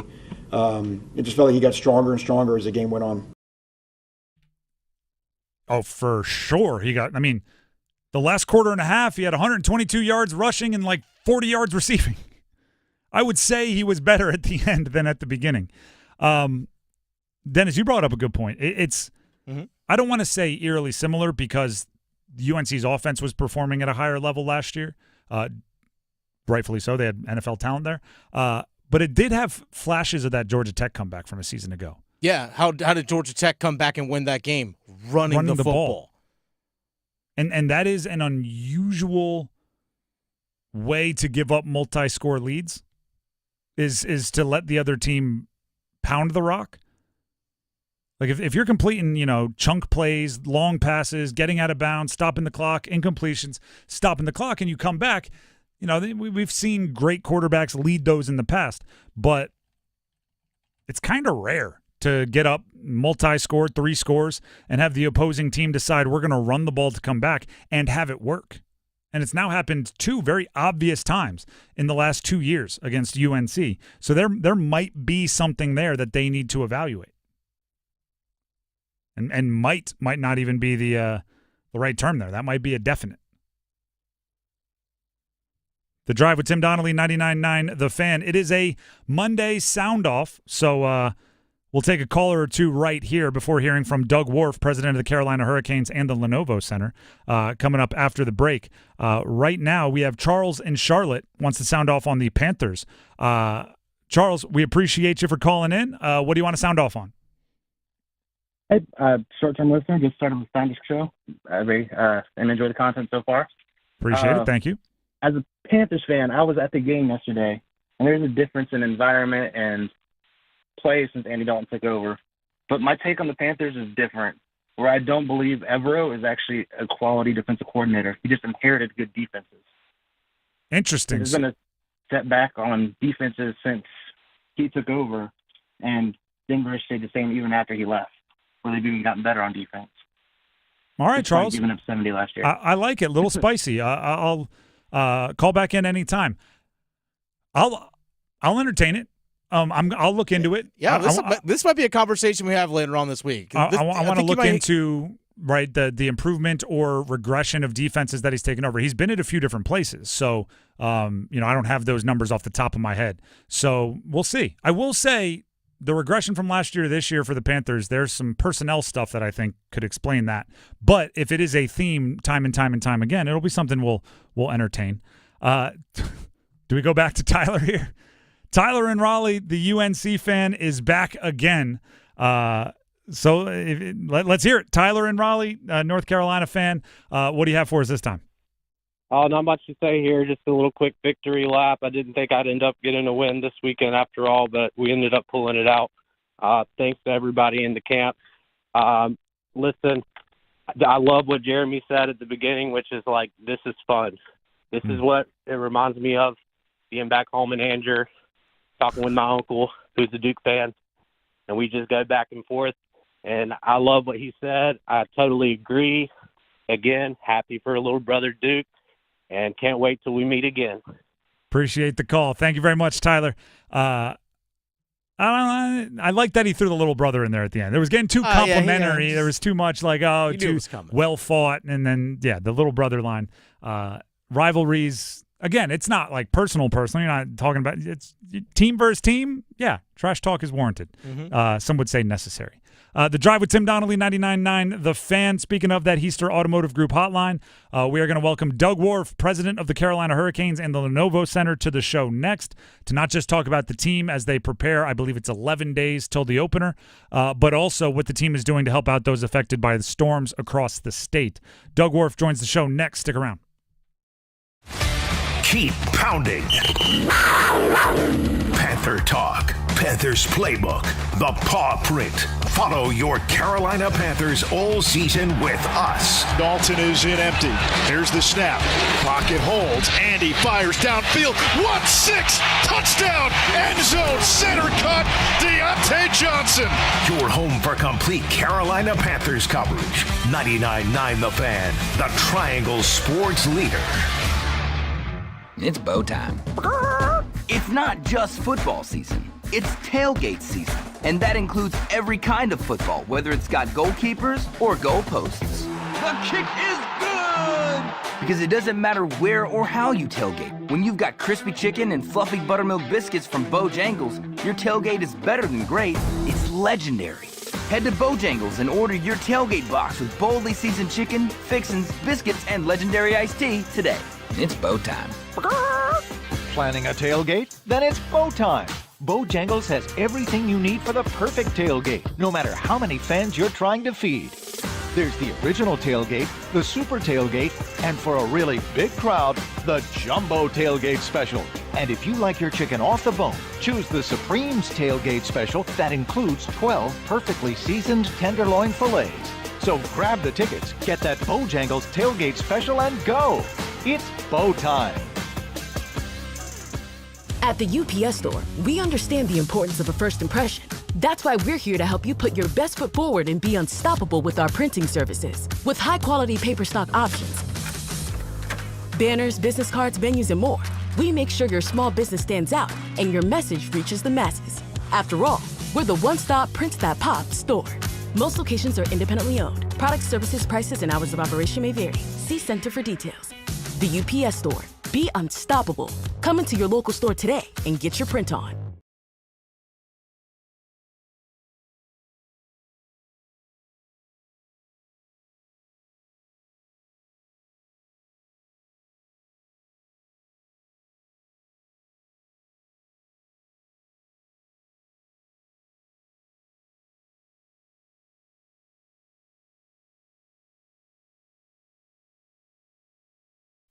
We're kicking it this fall with college football. Join 99.9 The Fan all season long and catch your favorite teams in action. The ACC, the SEC, and every conference that matters. You'll find the best matchups here. Jordan Moore delivers, and the Blue Devils have the lead! College football on 99.9 The Fan is brought to you by Wilkinson Chevrolet Cadillac Buick GMC in Sanford and by Amedios. This hour of the Triangle Sports Leader is powered by Ritchie Law Firm, Raleigh's injury lawyers. Bounces his way into the end zone. Touchdown! Visit GotBrian.com. That's GotBrian.com. He scores! The power play ended, but Andrei Svechnikov takes a stretch pass, steps in, and it's the 8th goal for Carolina tonight. 8-2 Hurricanes. The Drive with Tim Donnelly, 99.9 The Fan. We are expecting Doug Warf, president of the Carolina Hurricanes, and the Lenovo Center on the line here in a minute. Speaking of the Canes, I wish I didn't say on Friday that I don't care how the veterans play, because then I could really get behind the hype of an 8-2 win and everybody looking great and all the highlights. But because I did, they won 8-2 on Friday over the young guys of the Florida Panthers. I would have been able to get more excited if I didn't already announce that if they lost 8-2, I wouldn't care. So it was a very fun day, and we'll talk more about it in the starting five. But the Canes looked good in their first home preseason game. Lost the next night on the road, but that was a lot of the young guys again. So the preseason is fully in swing for the Carolina Hurricanes, and 11 days until the opener, which, by the way, I believe we will be outside the arena doing a live broadcast for the opener of the like we'll have this show, The Drive, live from outside the arena for the opener in 11 days. So Canes fans out there, if you want to say hi, not only can you call in or track us down on social media or whatever, you can also literally swing by on the plaza outside of the Lenovo Center, formerly known as PNC Arena, and Carter Finley Stadium, where we will be situated for the opener, talking sports from 3 to 6, and then we'll just mosey on in for the game and take that in as well. Should be a really fun time. With that being said, we have Doug Warf, president of the Carolina Hurricanes and the Lenovo Center, on the Heister Automotive Group hotline, joining us now. Doug, first of all, thank you very much for taking the time. We'll kind of start and end this conversation with the same information because I think it's important. What is the team doing? I know you have some things already planned to help out those affected by the storms across the state, in particular the western portion of the state. Yeah, thanks for having me, first of all, and for nailing Lenovo Center. That's really well done. Thank you. We're having to do push-ups here if anybody misses it. But, yeah, we're excited that we can help in some way, and I think it's nice that we can jump in this week with our community game. So we've got the game Wednesday night where we're doing general admission seats, $10 for anything GA. We opened up today second row seats for $80. We're trying to get a couple of suites back from partners to put those at $1,000, but all ticket revenue is going to disaster relief. And really excited that we can help so quickly. We have other things that we're going to do throughout the year. I think a lot of times you see these things where there's a rush right away, and as we've seen, unfortunately, with this in the past, the help is sometimes truly needed a couple months after. So we're working on shifting our 50-50 raffle throughout the season to be hurricane relief efforts. Our foundation, our Hurricanes Foundation, is going to help with children's charities in the western part of the state. We're working with a couple folks on potential supply drives once the roads open up a little bit, as well as blood drives. So a lot going on, but the big piece is Wednesday night where we're hosting a community game with all ticket proceeds going to disaster relief. Obviously, awesome, everything getting done, and thankful for your help. And we'll come back to that, like I said, at the end of the interview, just so people know how and where they might be able to help out with your efforts. But while we have you, I thought we could tackle some other stuff involving the Canes as well. I'm actually going to, you said you complimented me on nailing the Lenovo Center. I don't know if you're allowed to have one, but do you have a favored nickname of the Lenovo Center? I'm partial to the Lenny. I just kind of like it. I think it rolls off the tongue. Do you have one of those? I like Lenny. I've heard Linson. I like both of those. I think I could see the Lenny being a thing. We actually heard that with the Lenovo executives, and they kind of dug the Lenny as well. Well, that's good. Again, getting that sign off, I feel like is important. For me, how has the rollout been? I've I've heard there's the Lenovo logo on just about everything kicking around out there at the stadium. Yeah, I thankfully went through this process once before, so I kind of knew what I was getting into when we switched from RBC Center to PNC Arena. Otherwise, you forget that there are 1,000+ logos around the building. So our team has done a phenomenal job of getting things flipped over. Thankful that PNC stayed on as the official bank. It's cool to keep them in the family as a prominent partner, but really, really exciting to see the Lenovo Center come to life. And to your point, I mean, from parking cones to bathroom stalls to even making sure we update the sanitation ratings on concession stands, it's all getting flipped to Lenovo Center. Doug Warf, president of the Carolina Hurricanes and the Lenovo Center, joining us here on the Heister Automotive Group hotline. Doug, from a marketing standpoint, right, the Vets played Friday at home versus the Panthers, and they destroyed. There were highlights, 8-2 victory. The hype train is rolling, right? That's how it's going to be every home game, right?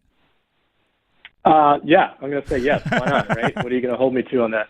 Now, you put out a solid squad versus a younger squad.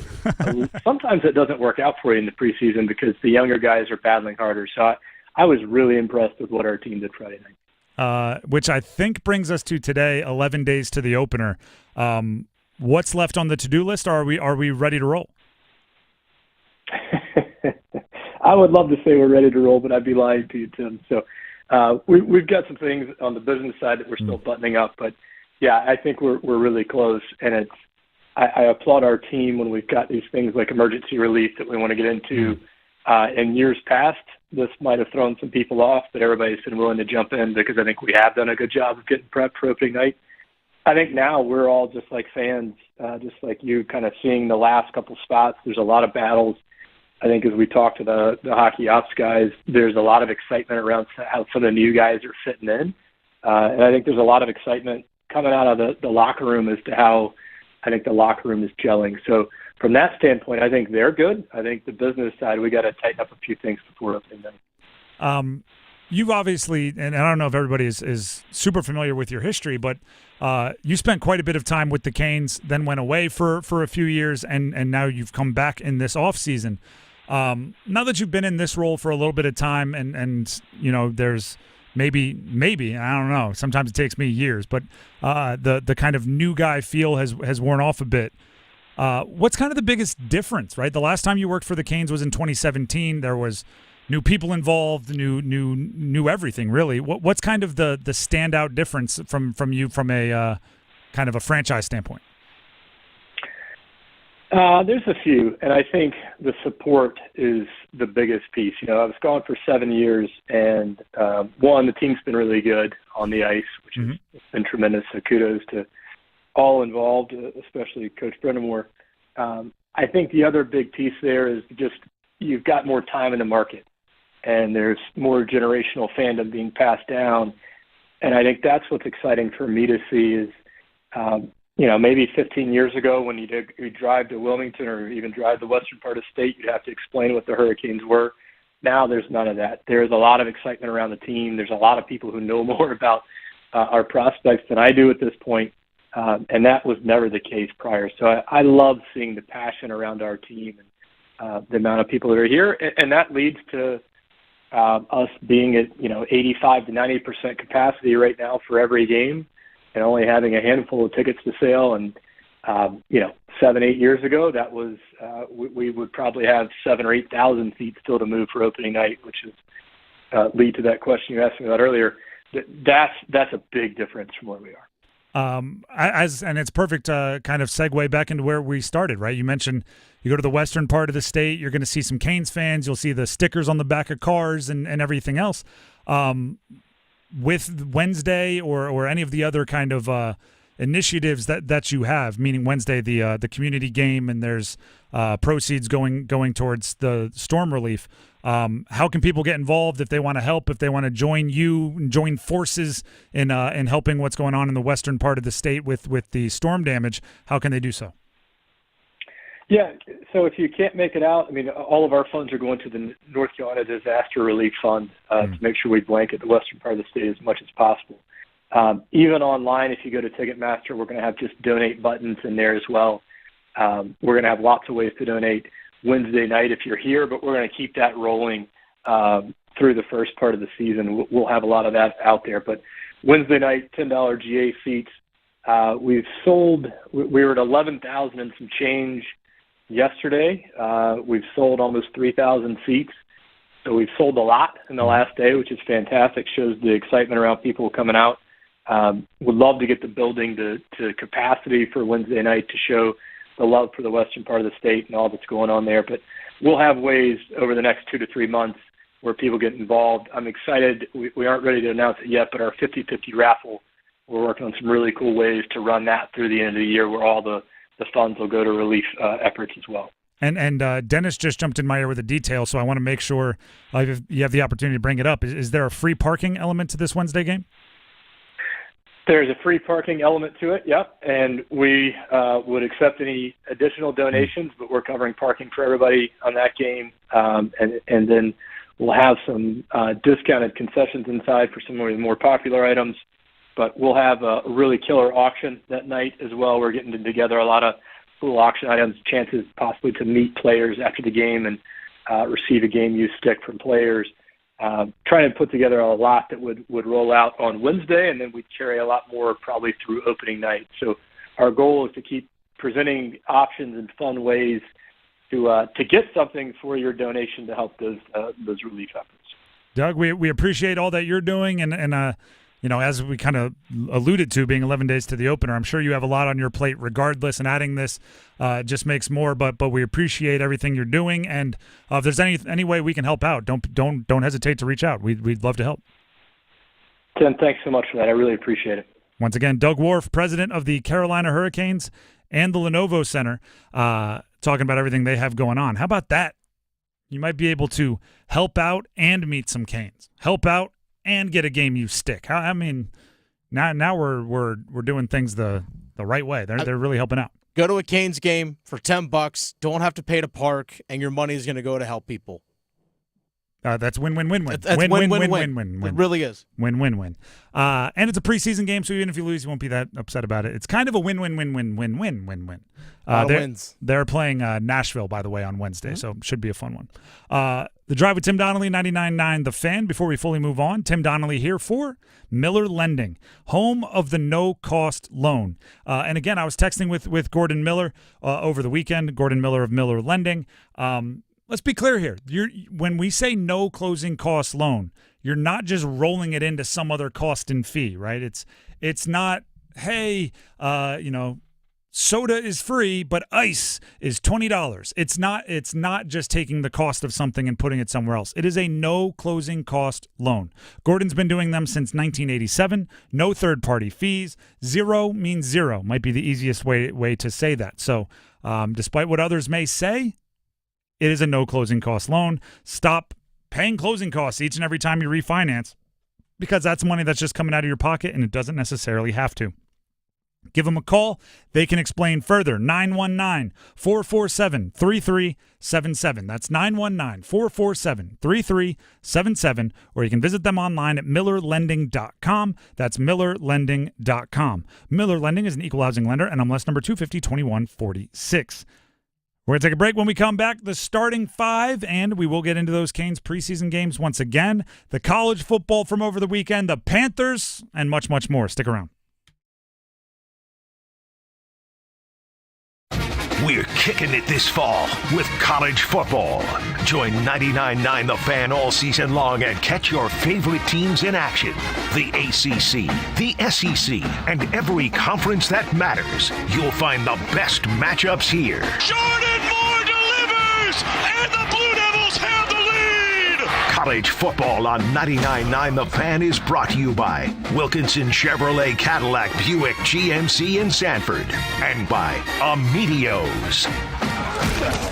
breaking news, and this one is almost unbelievable. Yeah, it's all about new customers at Bet365 because they get $200 in bonus bets when they bet $5. And even better, bonus bets can be used on the spread, totals, and player props. There you have it. Bet $5 to get $200 in bonus bet, and see why. It's never ordinary at Bet365. Gambling problem? Call 1-877-718-5543 or visit morethanagame.nc.gov. Terms and conditions apply. Uline is here for the hard workers. For the ones rolling up their sleeves, working round the clock, and getting the job done. You're dedicated to doing what it takes to keep a business growing. Uline is dedicated to helping you make that happen. Working 7 days a week, staying fully stocked and ready to ship any of our 41,000 items the same day. Uline, your shipping and industrial supply specialists. Visit uline.com.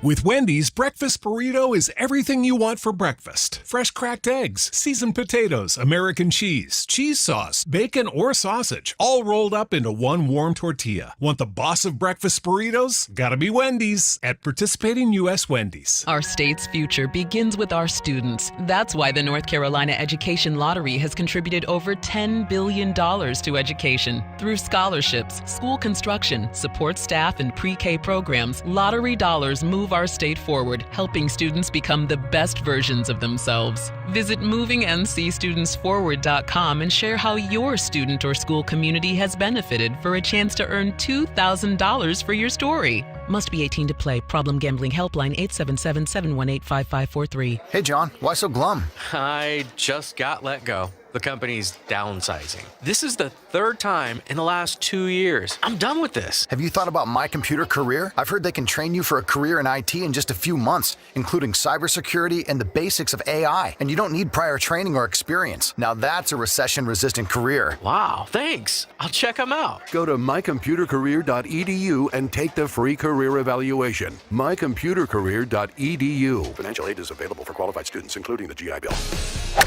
This hour of the Triangle Sports Leader is powered by Ritchie Law Firm, North Carolina's injury lawyers. Visit GotBrian.com. That's GotBrian.com.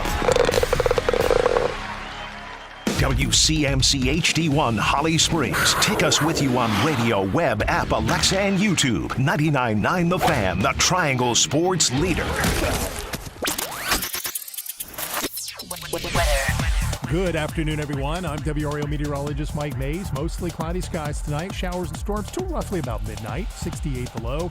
A 30% chance for a shower or storm for your Tuesday. Partly to mostly cloudy skies. Warm, humid, our high at 78. Weather update brought to you by Newcomb and Company, where your comfort is their business. Visit newcombandcompany.com. 5 o'clock check of your money. Dow Jones today is up 17 points to 42,330.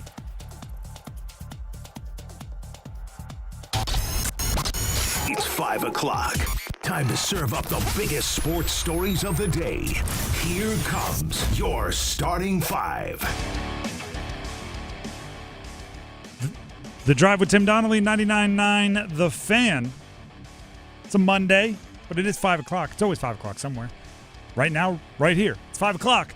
That means it's time for the starting five, starting with number 5. 5, 1, 2, 3, 4, 5. We have another one of those Monday night football doubleheaders going on tonight, which I am not in favor of. But if it's anything like last week, one game's going to be over and boring anyway. So let's jump to the more exciting one. Yeah? Tennessee at Miami. I can't say my expectations are high. No. It could be competitive. I mean, it could be a close game. I just don't know if it'll be a well-played game. It could be one of those situations where this game just gets really weird. Yeah. So it's entertaining in that regard. Yep. Like, it's not quality, but it's kind of weird. Yep, I agree. Seattle at Detroit, I think, has the potential to be a more, traditionally exciting game. But still, if you look at the beginning of this year, you probably thought Tua, Miami, that offense, Tyreek, Jalen Waddle be flying around.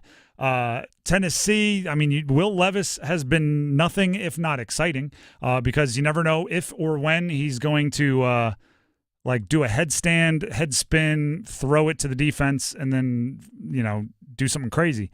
Seattle and Detroit, I would say, kind of maybe are what you expect them to be. Seattle with Geno, he's not going to make the wow throws, but he's going to do a lot of good. Detroit, that's going to be an offense with too many mouths to feed.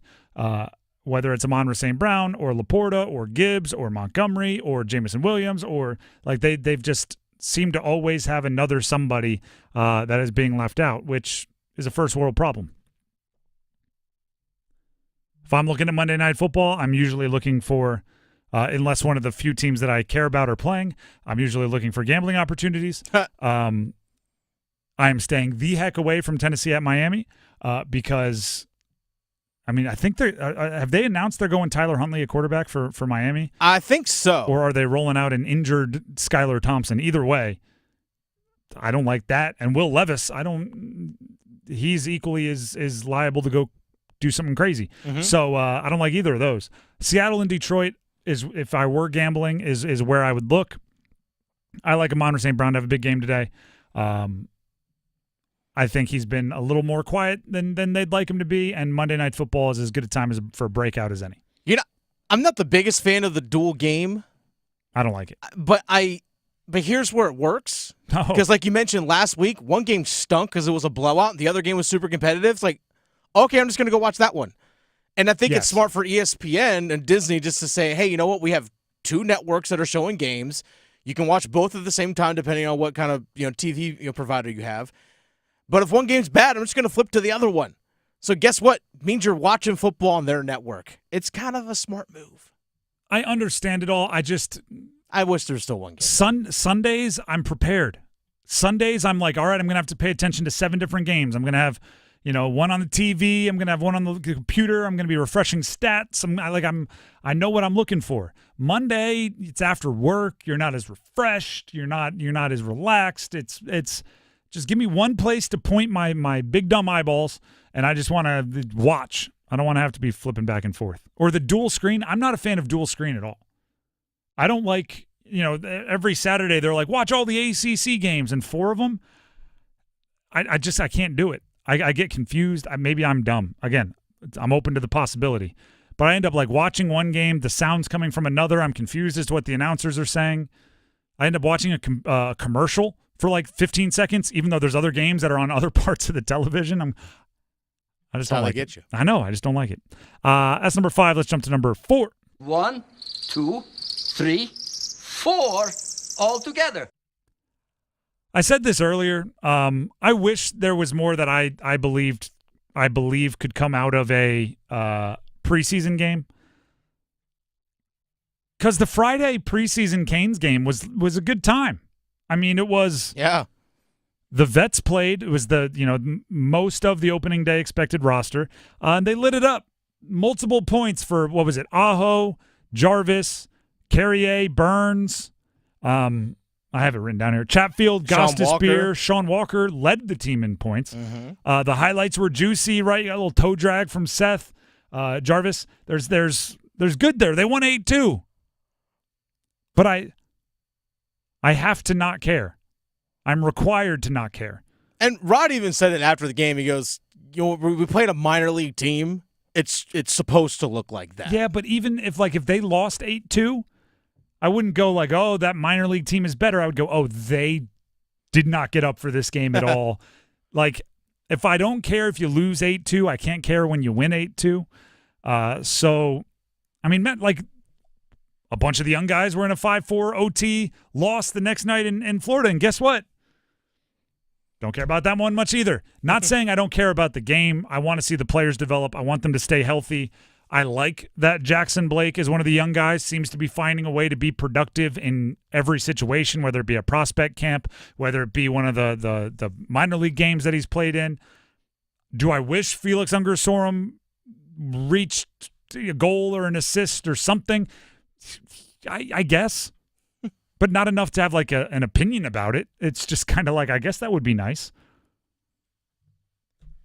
To me, the story of the young guys, if there is one, is that Scott Moros is still being held out and kind of not really participating due to injury. Yep. But to be honest with you, the defensemen are, I mean, the six are set pretty much for opening day. Oh, yeah. So I guess he might be vying for an opportunity if there were an injury, but we're getting really down into the nitty-gritty. If I'm like, the thing I care about most is whether the rookie is going to be the 9th, 8th, or 7th defenseman in the franchise's ranks. So on Saturday, I filled in for Adam Gold doing Stormwatch and intermissions and aftermath. And I had a chance I went to Canes practice at Invisalign on Saturday, and I had a chance to have a one-on-one conversation with Rob Brindamore, and I asked him, I said, with the guys that you brought in, with Walker, Gostisbehere, Carrier, and some of these other guys, it seems like the team has maybe even like a step faster, like overall team speed is increased, but without sacrificing any of the physicality to do it. And he goes, obviously you're not going to see it in that 8-2 game because of who they're playing. He goes, but he said, but you're right. Like, we didn't have Robinson, or even like Brendan Lemieux even looks like a half step faster. It's like this team speed overall seems up a little bit, but they didn't sacrifice size because William Carey is a big body dude. Like, he's legit like 6'2", 220. Eric Robinson's listed at 6'2", 200.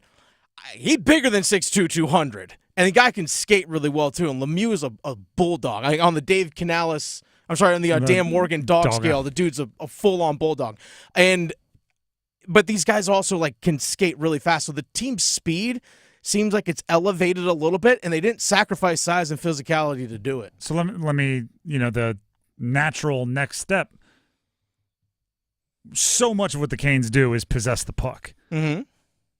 If you have a lot of fast guys, I'm taking this as simple as you can possibly take it. Yeah. If you have a lot of fast guys, I would think lead to more transition opportunities. Are we going to see more shots, within 10 seconds of getting possession of the puck where they're flying up the ice? I think it's some of that. Like, they'll be able to transition the puck out of the zone easier. And I think this is where Gostisbehere and Sean Walker, even as a defense pair, it's like, well, the puck gets up the ice fast. But it's also when you chip the puck in, you're just going to be on top of guys in the offensive zone quicker. And you're just going to wear teams down as the course of the game, even more than what they have in the past. I'm excited to see overall what they've brought in. I'm just wondering if if you have too mmany quick shots, Rod's not going to love that either. I mean, if they're finding the back of the net, you love them, no doubt. But yeah, if you go a little bit, you're going to be on your heels a little bit more than the Canes are used to because they do possess the puck so much. Mm-hmm. So it'll be interesting to see how that develops. But obviously, no one's complained, hey, our team is too fast. Yeah. Gosh, can we slow it down? We're too fast. That's obviously good news. That's number 4. Let's jump to number 3. NC State got the win over Northern Illinois, which now completes the first 5 games, which includes one conference game, but we'll call it the non-conference portion of their schedule. They have done the bare minimum is what NC State has done through their first 5 games. They have won the games they absolutely need to win. They have lost the games that are kind of socially acceptable to lose. And not an ounce more.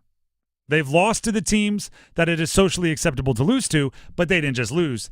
They got smacked. They have beaten the teams that would be absolutely incomprehensible to lose to, but they were not dominant. They were not going above and beyond expectations. You beat an FCS school and 2 Group of 5 schools on your home field, which is what you're supposed to do. With all 3 being games in the fourth quarter. Yeah. Or at least in the second half. All 3 being competitive. So what you now have to deal with is you're going into the bulk of your conference schedule, starting with Wake Forest at home this Saturday, knowing you have not played exceptional football really at all. Maybe the fourth quarter against Western Carolina, maybe. You could argue the defense played really good against Tennessee for a quarter, and you could argue the defense played pretty well against Northern Illinois.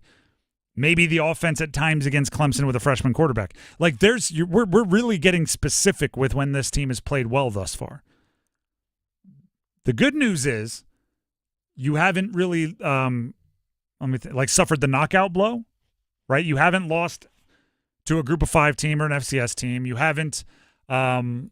Like everything kind of makes sense. If you took out the scores, right? If you just covered up the scores on the schedule and looked at the beginning of the season and said, you're going to beat Western Carolina, Louisiana Tech, and Northern Illinois.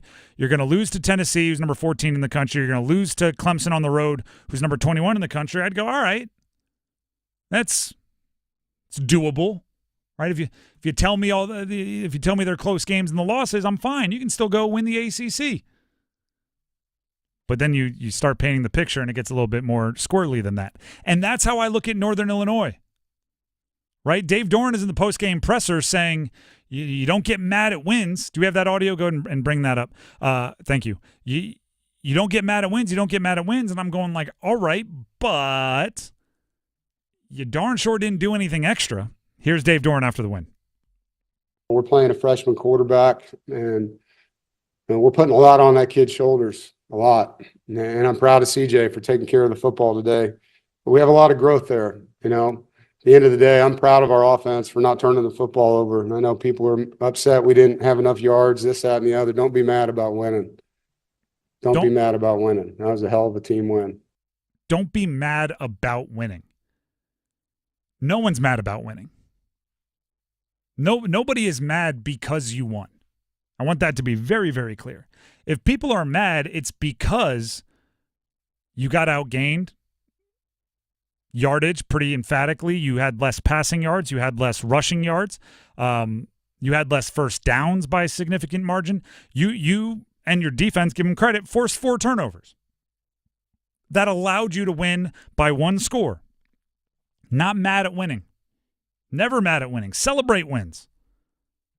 A little mad about how it happened. And that, to me, is the microcosm. That is the personification of this entire year for NC State. I'm not mad you lost to Tennessee. I'm mad at how you lost to Tennessee. I'm not mad you lost to Clemson on the road with a freshman quarterback. I'm mad at how you lost on the road at Clemson with a freshman quarterback. I'm not mad about any of the wins. You don't get mad at wins. I'm mad how some of them looked. And if you want to replace the word mad with frustrated or concerned, or there's a few other adjectives, feel free. You can do that. But that's why, not because of the win. And like, as a former athlete, I can tell you, I have wins in my career that I'm not necessarily proud of, right? I mean, I played at the FCS level, so our version of dropping down to get a guaranteed win was playing a Division II team. We played Division II Westchester, won by 10 my junior year.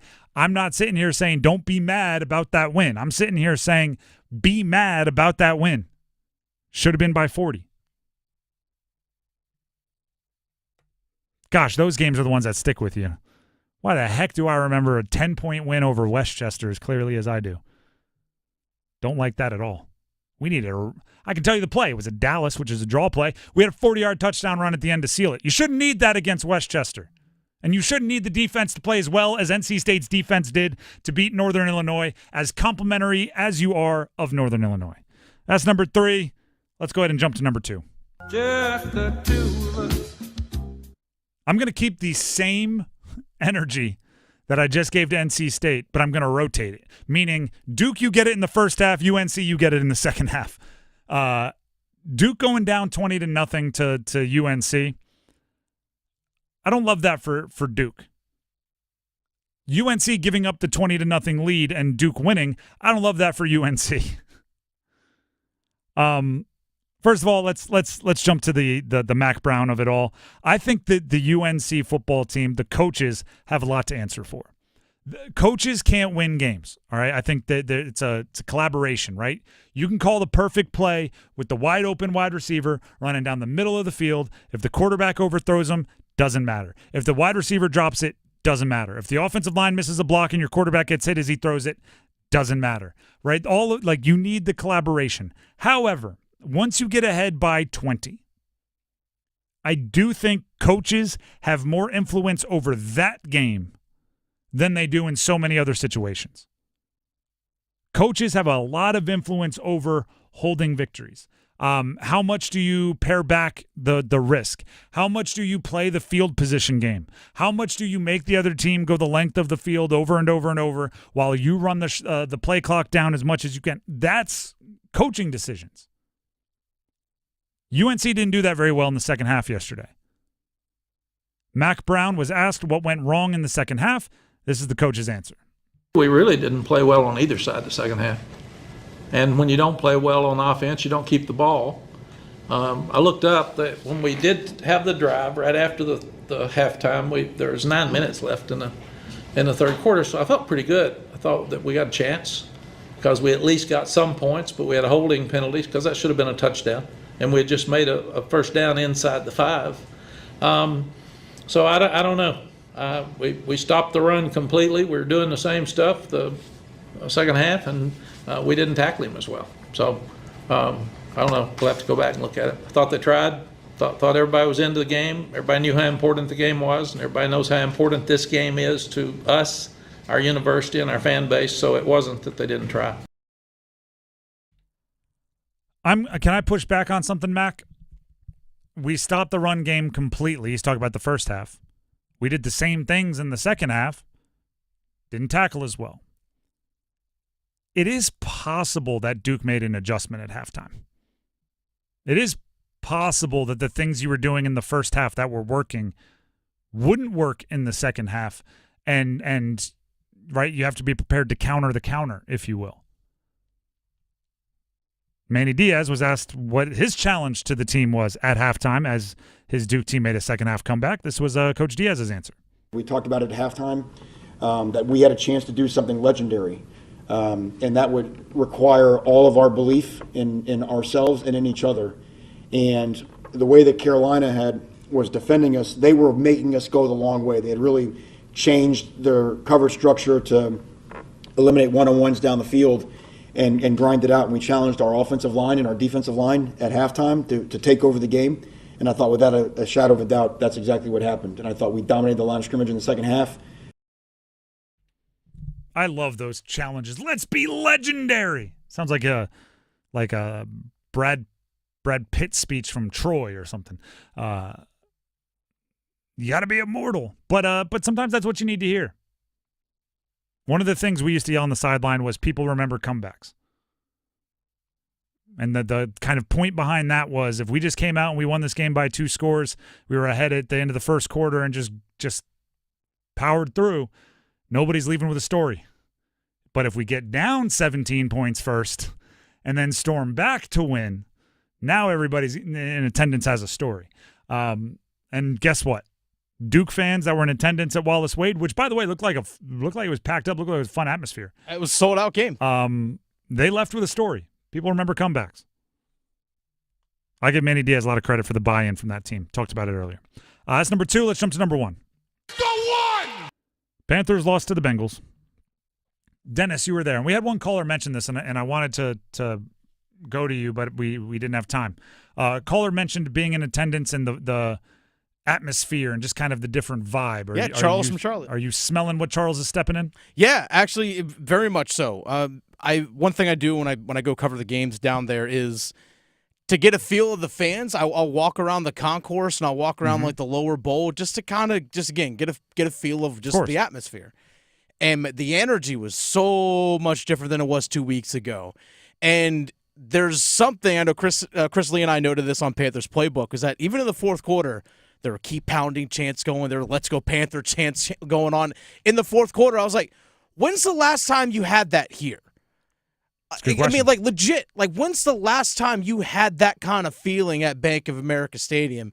And I think, honestly, the stands actually would have been more full had there not been everything that's happening in the western part of the state and, upstate South Carolina and all that, because there are a lot of fans that travel from those areas to go watch games. And the vibe was completely different in that building. The energy was different. And then people watching the game, it's like, we're watching a legit football team play a game, and it's a tight one. And we're like, yeah, a couple of mistakes here and there. Like the boos were not for the team like they were 2 weeks ago when they were going off the field at halftime. If boos were like, ref, that was a terrible pass interference call on J.C. Horn. Why'd you call that? I mean, the lowest bar to jump over, but hey, you jumped over it. Cleared it with room to spare. There was a moment, fourth quarter, about 5 minutes left, when Carolina got the ball back. It was a one-score game, maybe, I think it was 31-24. And I went, oh, goodness. Like, Carolina's going to win this game. And just think about that. First of all, now it ended up being a 3-and-out, and there was a drop by Mingo that got it started, and then 3 incompletions. The whole thing took like 12 seconds of game time. It was not good. But just that, when's the last time, to say like when's the last time there were chants and stuff in the fourth quarter? When's the last time you had that thought where Carolina was behind and my brain went to, oh my gosh, they're going to win this game.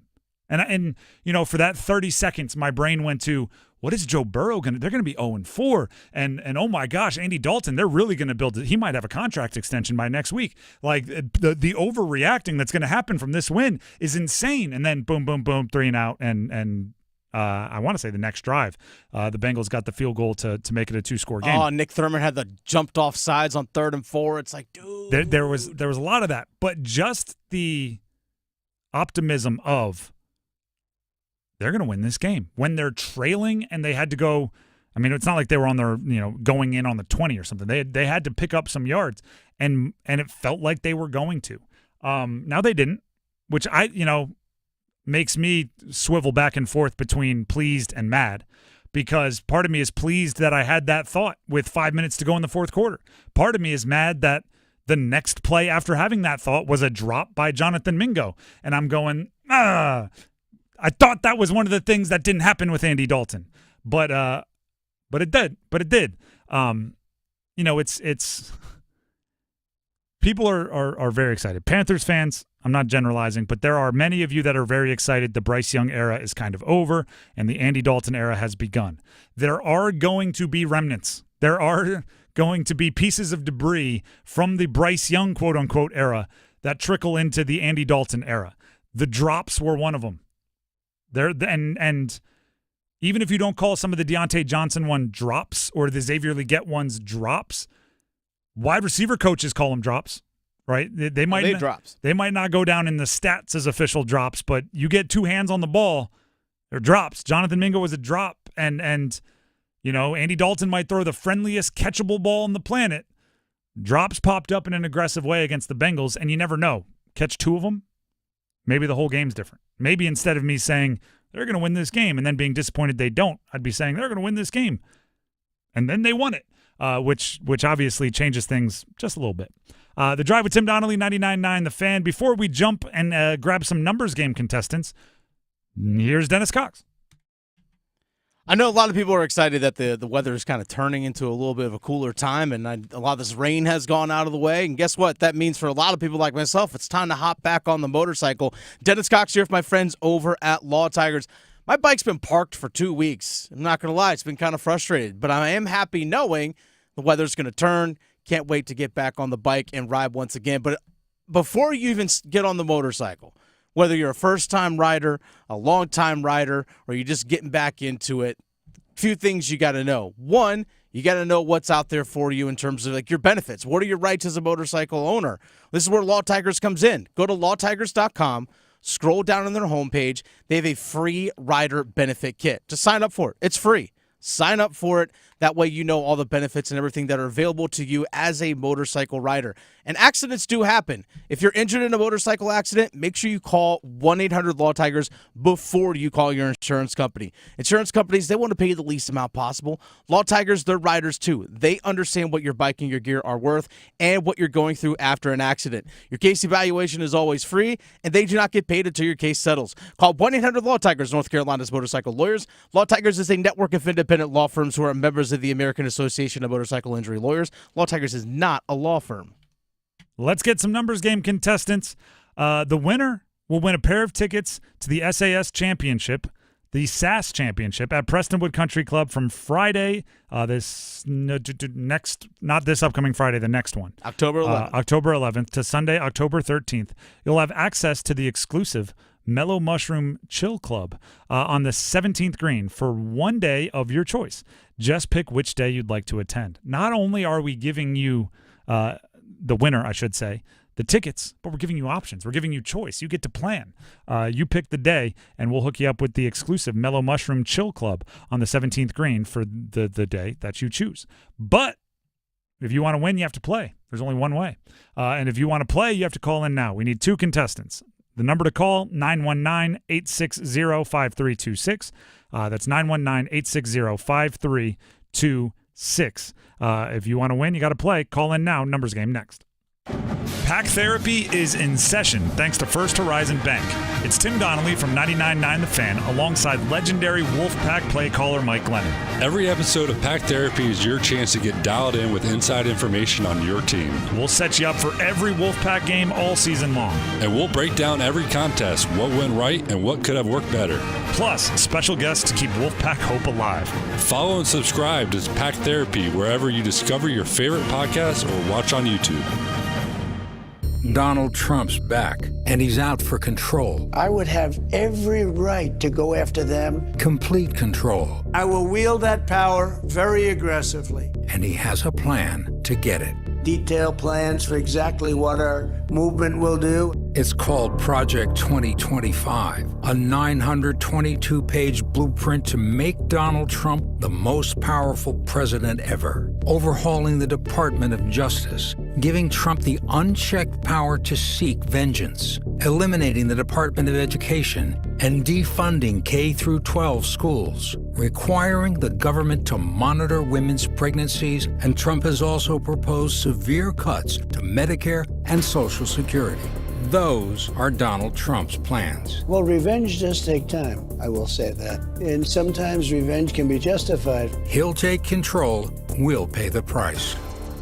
I'm Kamala Harris, candidate for president, and I approve this message. Paid for by Harris for President. Summer is winding down, and fall is fast approaching. At the Good Feet store, our arch supports are designed to make any season comfortable by fitting into your favorite seasonal shoes. Stop in your local Good Feet store today or make an appointment at goodfeet.com. Everywhere you look, things are getting more expensive. So at Consumer Cellular, we're lowering the price for those 50 and up. Now you can get unlimited talk, text, and data for $30 a line when you buy 2. That's just $60 a month for 2 unlimited lines. So if you're 50 and up, make the switch and save. Come on, you've earned this.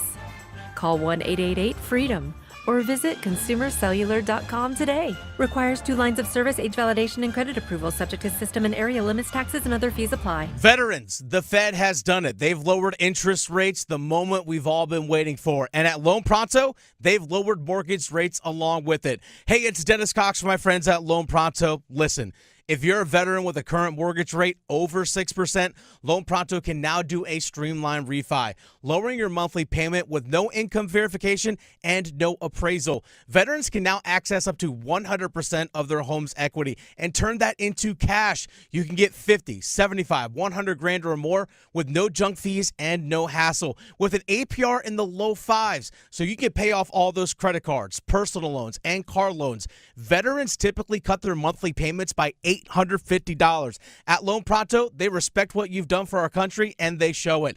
Call now for a free rate quote with no credit pull. 919-381-1760. 919-381-1760. LoanPronto.com. LoanPronto.com. Equal housing lender. NMLS 1661781. Subject to lender approval.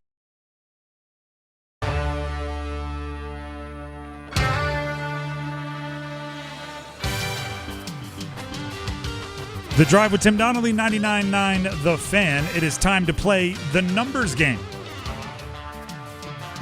The prize for today, that someone's going to win, is a pair of tickets to the SAS Championship at Prestonwood Country Club Champions Tour from Friday, October 11th to Sunday, October 13th. The winner will have access to the exclusive Mellow Mushroom Chill Club on the 17th green for one day of their choice. They just have to pick which day they'd like to attend.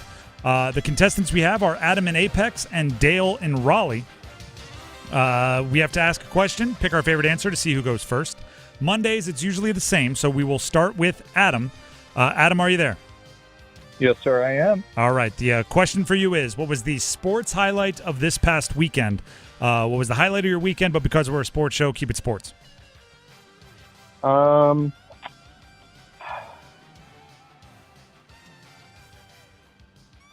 I would say the Panthers. I mean, I'm still going to say the Panthers. I think they still looked like a seasoned football team. I think that they could have had a lot more without those drop passes, and I think that's going to come with time. And it was still encouraging to see, and I'm just trying to stay positive. So that's probably the biggest thing, the biggest positive. I like it. I like it. Had this weekend. Week 3 was so fun that I'm just going to pretend week 4 was similar to week 3 and try to enjoy it. No, I mean, I get it. And I think there's a lot of Panther fans that are right there with you. We'll go to Dale in Raleigh. Dale, same question to you. What was the highlight of your past weekend, but keep it sports related? Even though it wasn't televised, I got to say the Broncos getting a win over the Jets with a slightly obscure score, 10-9, but pulling for the Broncos here on the East Coast. I respect that, and I'm glad you're a fan of it. I'm also a little happy for you that it wasn't on TV because I don't think that one was a super fun one to watch. That's what I'm thinking too.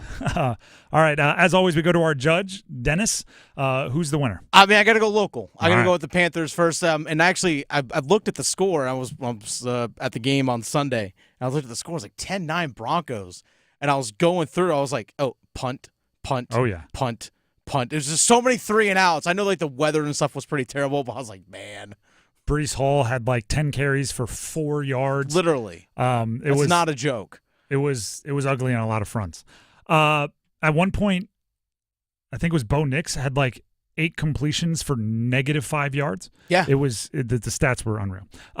Either way, Adam and Apex, you get the nod from Dennis, so you get to go first. Dale and Raleigh, don't worry, you'll have your chance as well. Just stay on the line.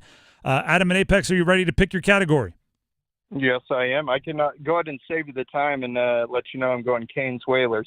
All right, that's completely fair. The other ones were all players named Tom Brady. No, I'm kidding.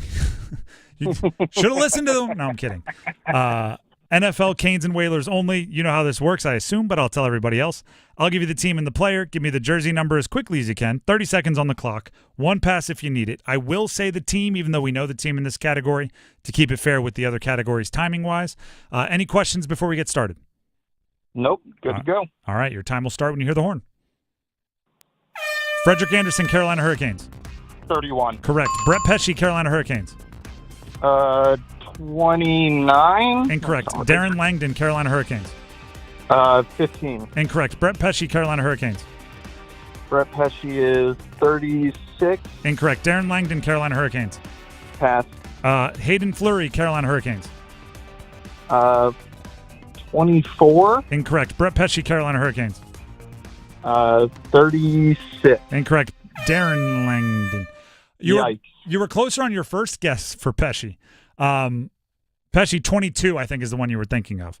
Yep. You got Freddie with 31. Also, for those of you playing at home, we would have accepted 54 for Pesci.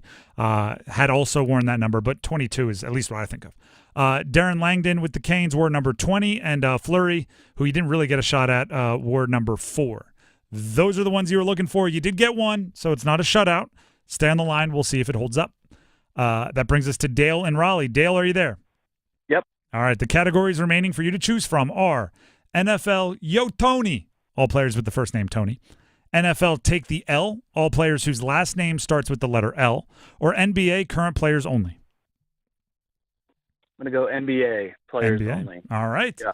I will give you the team and the player. Give me the jersey number as quickly as you can. 30 seconds on the clock. All of these players are current NBA players. You have 1 pass if you need it. Any questions before we get started? Nope. All right. You need 2 for the win, and your time will start when you hear the horn. Zion Williamson, New Orleans Pelicans. 1. Correct. Andrew Wiggins, Golden State Warriors. 22. Correct. Jalen Williams, Oklahoma City Thunder. 34. Incorrect. Harrison Barnes, Sacramento Kings. 14. Incorrect. Jalen Williams, Oklahoma City Thunder. Pass. Clint Capella, Atlanta Hawks. 55. Incorrect. Harrison Barnes, Sacramento Kings. 17. Incorrect. Jalen Williams, Oklahoma City Thunder. 2. Incorrect. Clint Capella, Atlanta Hawks. You were cruising through the first 2. I thought we had something working there. Yeah. You got Zion. You got Wiggins with 1 and 22. Jalen Williams with OKC, wore number 8, or wears number 8. Harrison Barnes with the Kings was number 40. You said 14, so you're in the right ballpark. Clint Capella with the Hawks, number 15.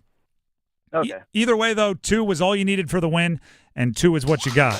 So you won the tickets to the SAS Championship. Congratulations. Thank you so much. All right, go ahead and stay on the line.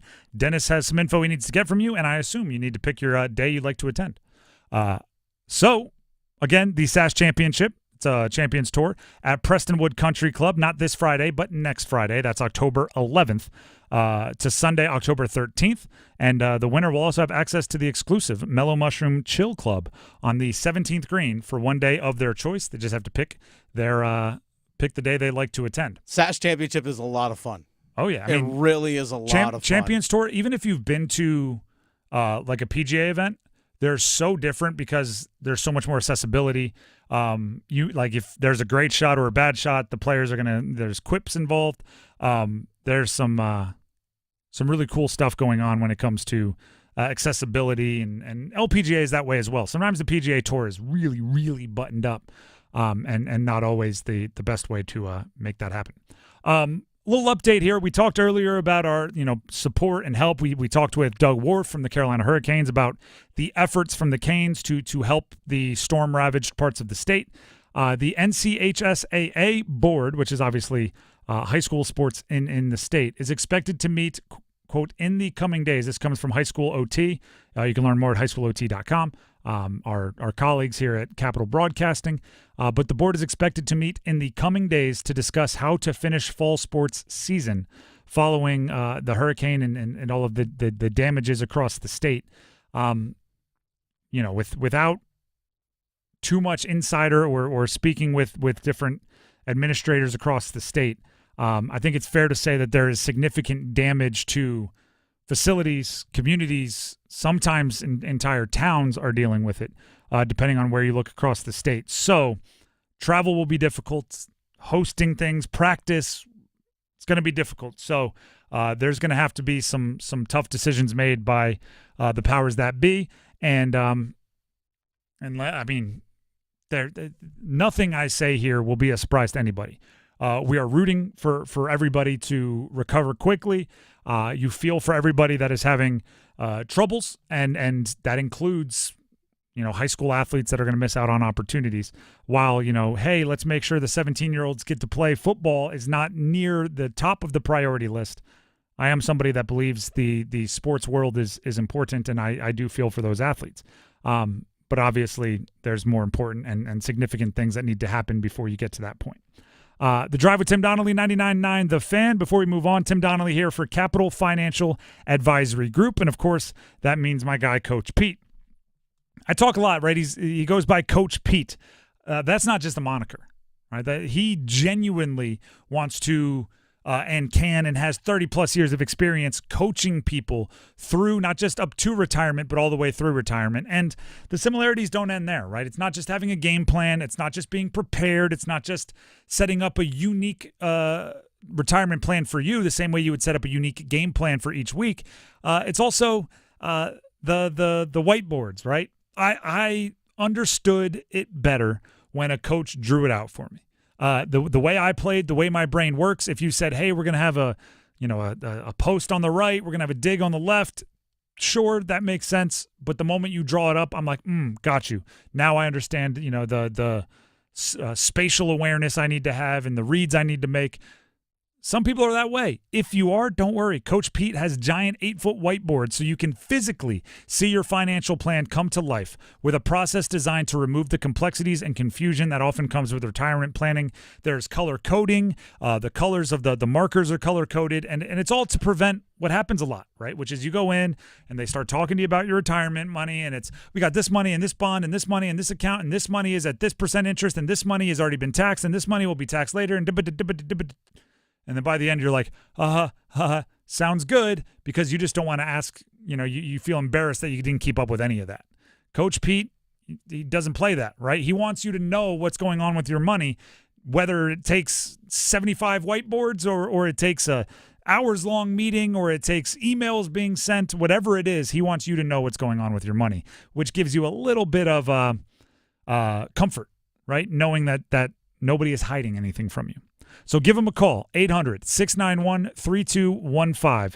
Let them know you heard about it from me, Tim, on 99.9 The Fan. You'll get hooked up with one of his 7 Baby Steps box sets for free. Again, 800-691-3215. Or you can text my name, Tim, to 600-700. Either way, they'll know who sent you. Again, just say, hey, Tim from 99.9 The Fan. They'll know what that means. Again, 800-691-3215 or text my name, Tim, to 600-700. We're going to take a break. When we come back, tinfoil hat time. Is the ACC protecting Miami? Stick around. Keep pounding. Panther Talk, Panthers Playbook, the Paw Print. Follow your Carolina Panthers all season with us. Dalton is in empty. Here's the snap. Pocket holds. Andy fires downfield. 1-6. Touchdown. End zone. Center cut. Deontay Johnson. Your home for complete Carolina Panthers coverage. 99.9 The Fan, the Triangle Sports leader. It's bow time. It's not just football season. It's tailgate season. And that includes every kind of football, whether it's got goalkeepers or goalposts. The kick is good! Because it doesn't matter where or how you tailgate. When you've got crispy chicken and fluffy buttermilk biscuits from Bojangles, your tailgate is better than great. It's legendary.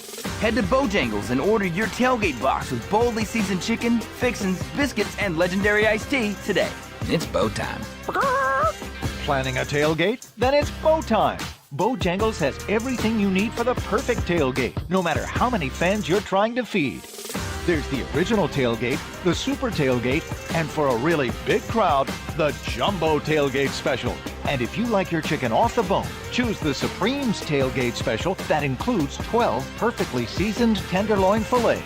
So grab the tickets, get that Bojangles tailgate special, and go. It's bow time. This report is brought to you by Macy's. Don't miss Macy's VIP sale. Use your coupon or Macy's card and take an extra 30% off the latest fall trends and save 15% off skincare, makeup, and more. Savings off regular and already reduced prices. Exclusions apply. Now at Macy's. Hey, North Carolina sports fans, feel the rush of football action with BetMGM. We're giving you an odds boost for any pro football wager this season. I'm Victoria Vodnecker here for BetMGM, and you just need to log into your BetMGM account today to receive an odds boost token. Then wager on any pro football matchup and apply your token. Just make sure to bet up to the minimum stake, odds, and legs specified on the token. If your boosted wager hits, you'll score a bigger payout. No opt-in is required. Just log into your BetMGM sports account and you'll automatically receive your odds boost token. At BetMGM, we're adding more excitement to every gridiron showdown. Run up the score on your next winning pro football wager. Draw up your play for bigger thrills with BetMGM. BetMGM and GameSense remind you to play responsibly. See BetMGM.com for terms. 21 plus only, North Carolina only. Existing customer offer. Subject to eligibility requirements. Rewards issued as unrestricted funds. Gambling problem? Call 877-718-5543 or visit morethanagame.nc.gov. Wow, you look fantastic. I love all the sparkle. It's your fault. You introduced me to jewelry television. I can't stop watching. Right, the prices are amazing. I know. There are so many different styles and the color gemstone jewelry. Are you kidding me? Gorgeous. And did you notice JTV also has gifts for men? I got Jake an Invicta watch that he loves. New JTV customers receive $40 off their next purchase when they shop jtv.com/radio. Who are you texting? I'm not. I'm shopping JTV.com. At the UPS store, we understand the importance of a first impression. That's why we're here to help you put your best foot forward and be unstoppable with our printing services. With high-quality paper stock options, banners, business cards, menus, and more, we make sure your small business stands out and your message reaches the masses. After all, we're the one-stop Prints That Pop store. Most locations are independently owned. Products, services, prices, and hours of operation may vary. See Center for details. The UPS store. Be unstoppable. Come into your local store today and get your print on.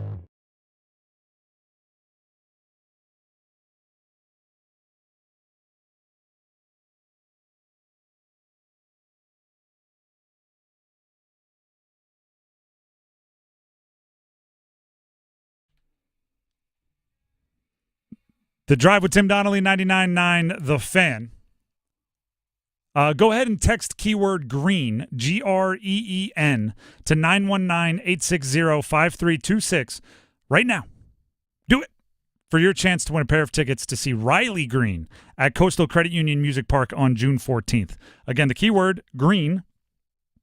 Get it? Riley Green.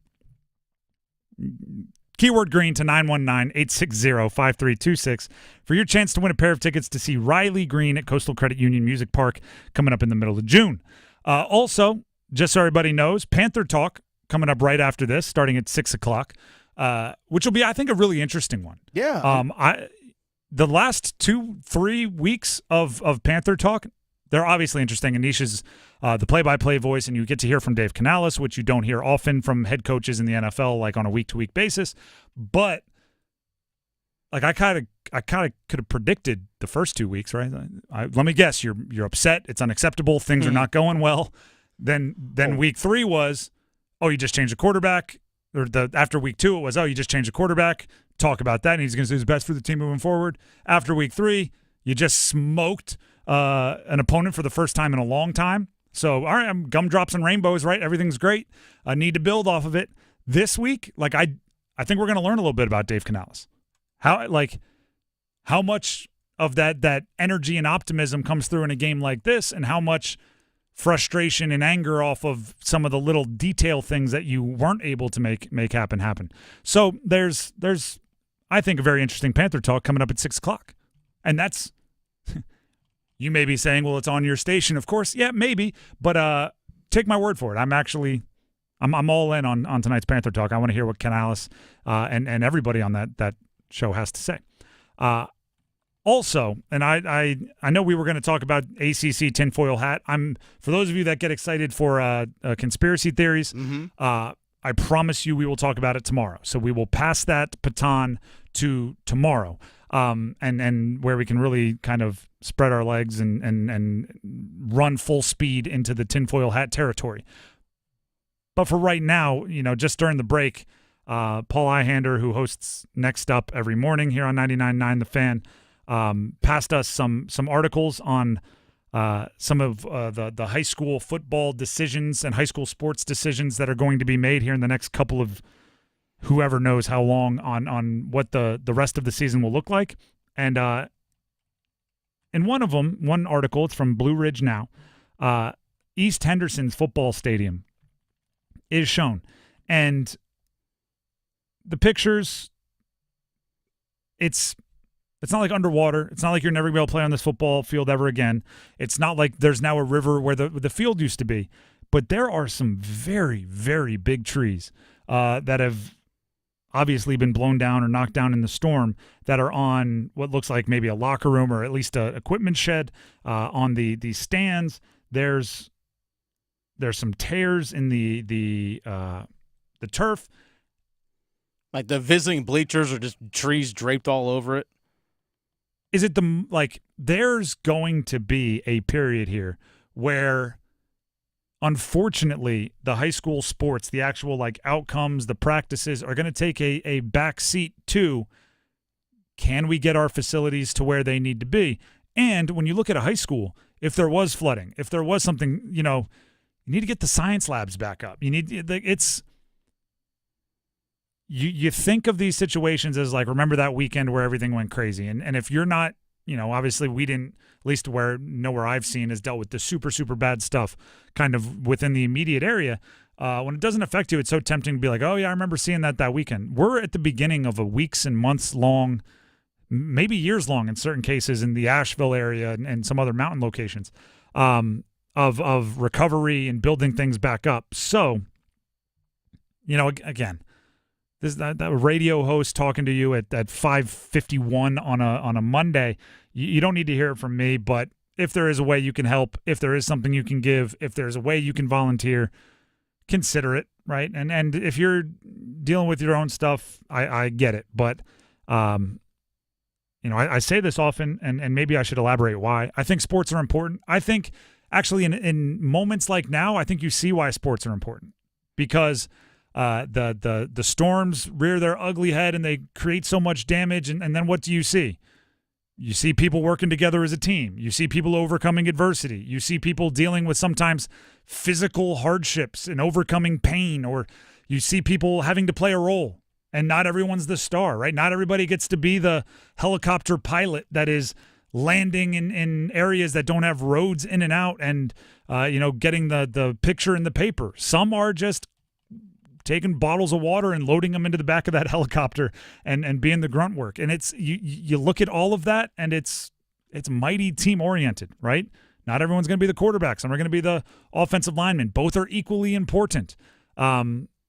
Dealing with adversity, right? It's you learn those skills on athletic fields, and then when you're tested by something like this, I think you lean on that. So obviously, I'm not implying like, hey, make sure you get the football fields taken care of, first. But I am saying it's not nothing, right? It's not nothing. And as they deal with everything going on out there, and it's so serious, and people are so effective, and lost homes, and the social media videos of homes quite literally floating down and moving, they're harrowing. And I guess you're grateful and thankful that for what you have, and also you feel for those that are in a state of uncertainty now. So East Henderson's football coach, his name is Colton Brackett. When he was in that article you mentioned with the Henderson Times News. By the way, Hendersonville is located about 10 miles south of Asheville. So right there in the vicinity of where everything has happened. And he said that he hasn't been able to reach all of his players, which is obviously concerning because you obviously want to make sure that your guys are okay because people are still struggling with cell service. But he said that one of his players completely lost everything, and while others had trees fall on their homes. So you're trying to make sure that your players are just okay.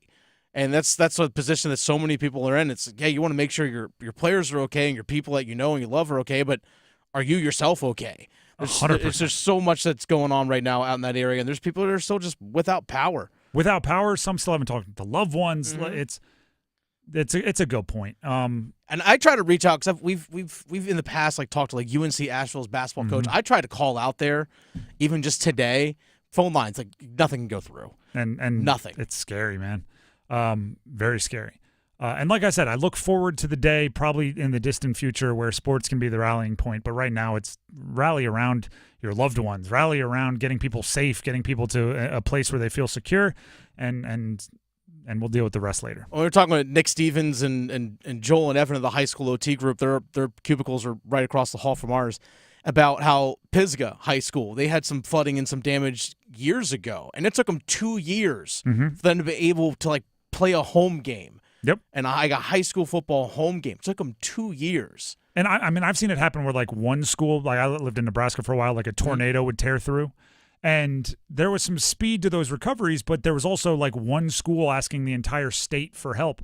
There's going to be a lot of people that need help here, and resources are going to be divided. And don't forget, Canes game on Wednesday. It's $10 general admission tickets to get into the Canes game, and it's free parking, and all that money, all those proceeds and everything the Canes are doing, it's all going to go to disaster relief. So if you want to help out monetarily, it's $10. You can go watch a hockey game while doing it. And I think we have some other ways that people will be able to help that we'll be able to pass on tomorrow. So we'll continue to keep you updated on all of that. Again, Panther Talk coming up 6 o'clock here.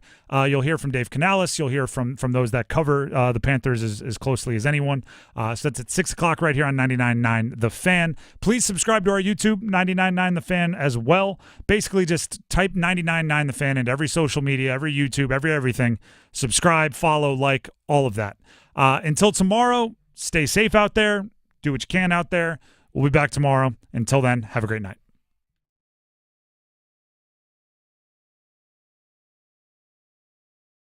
We're kicking it this fall with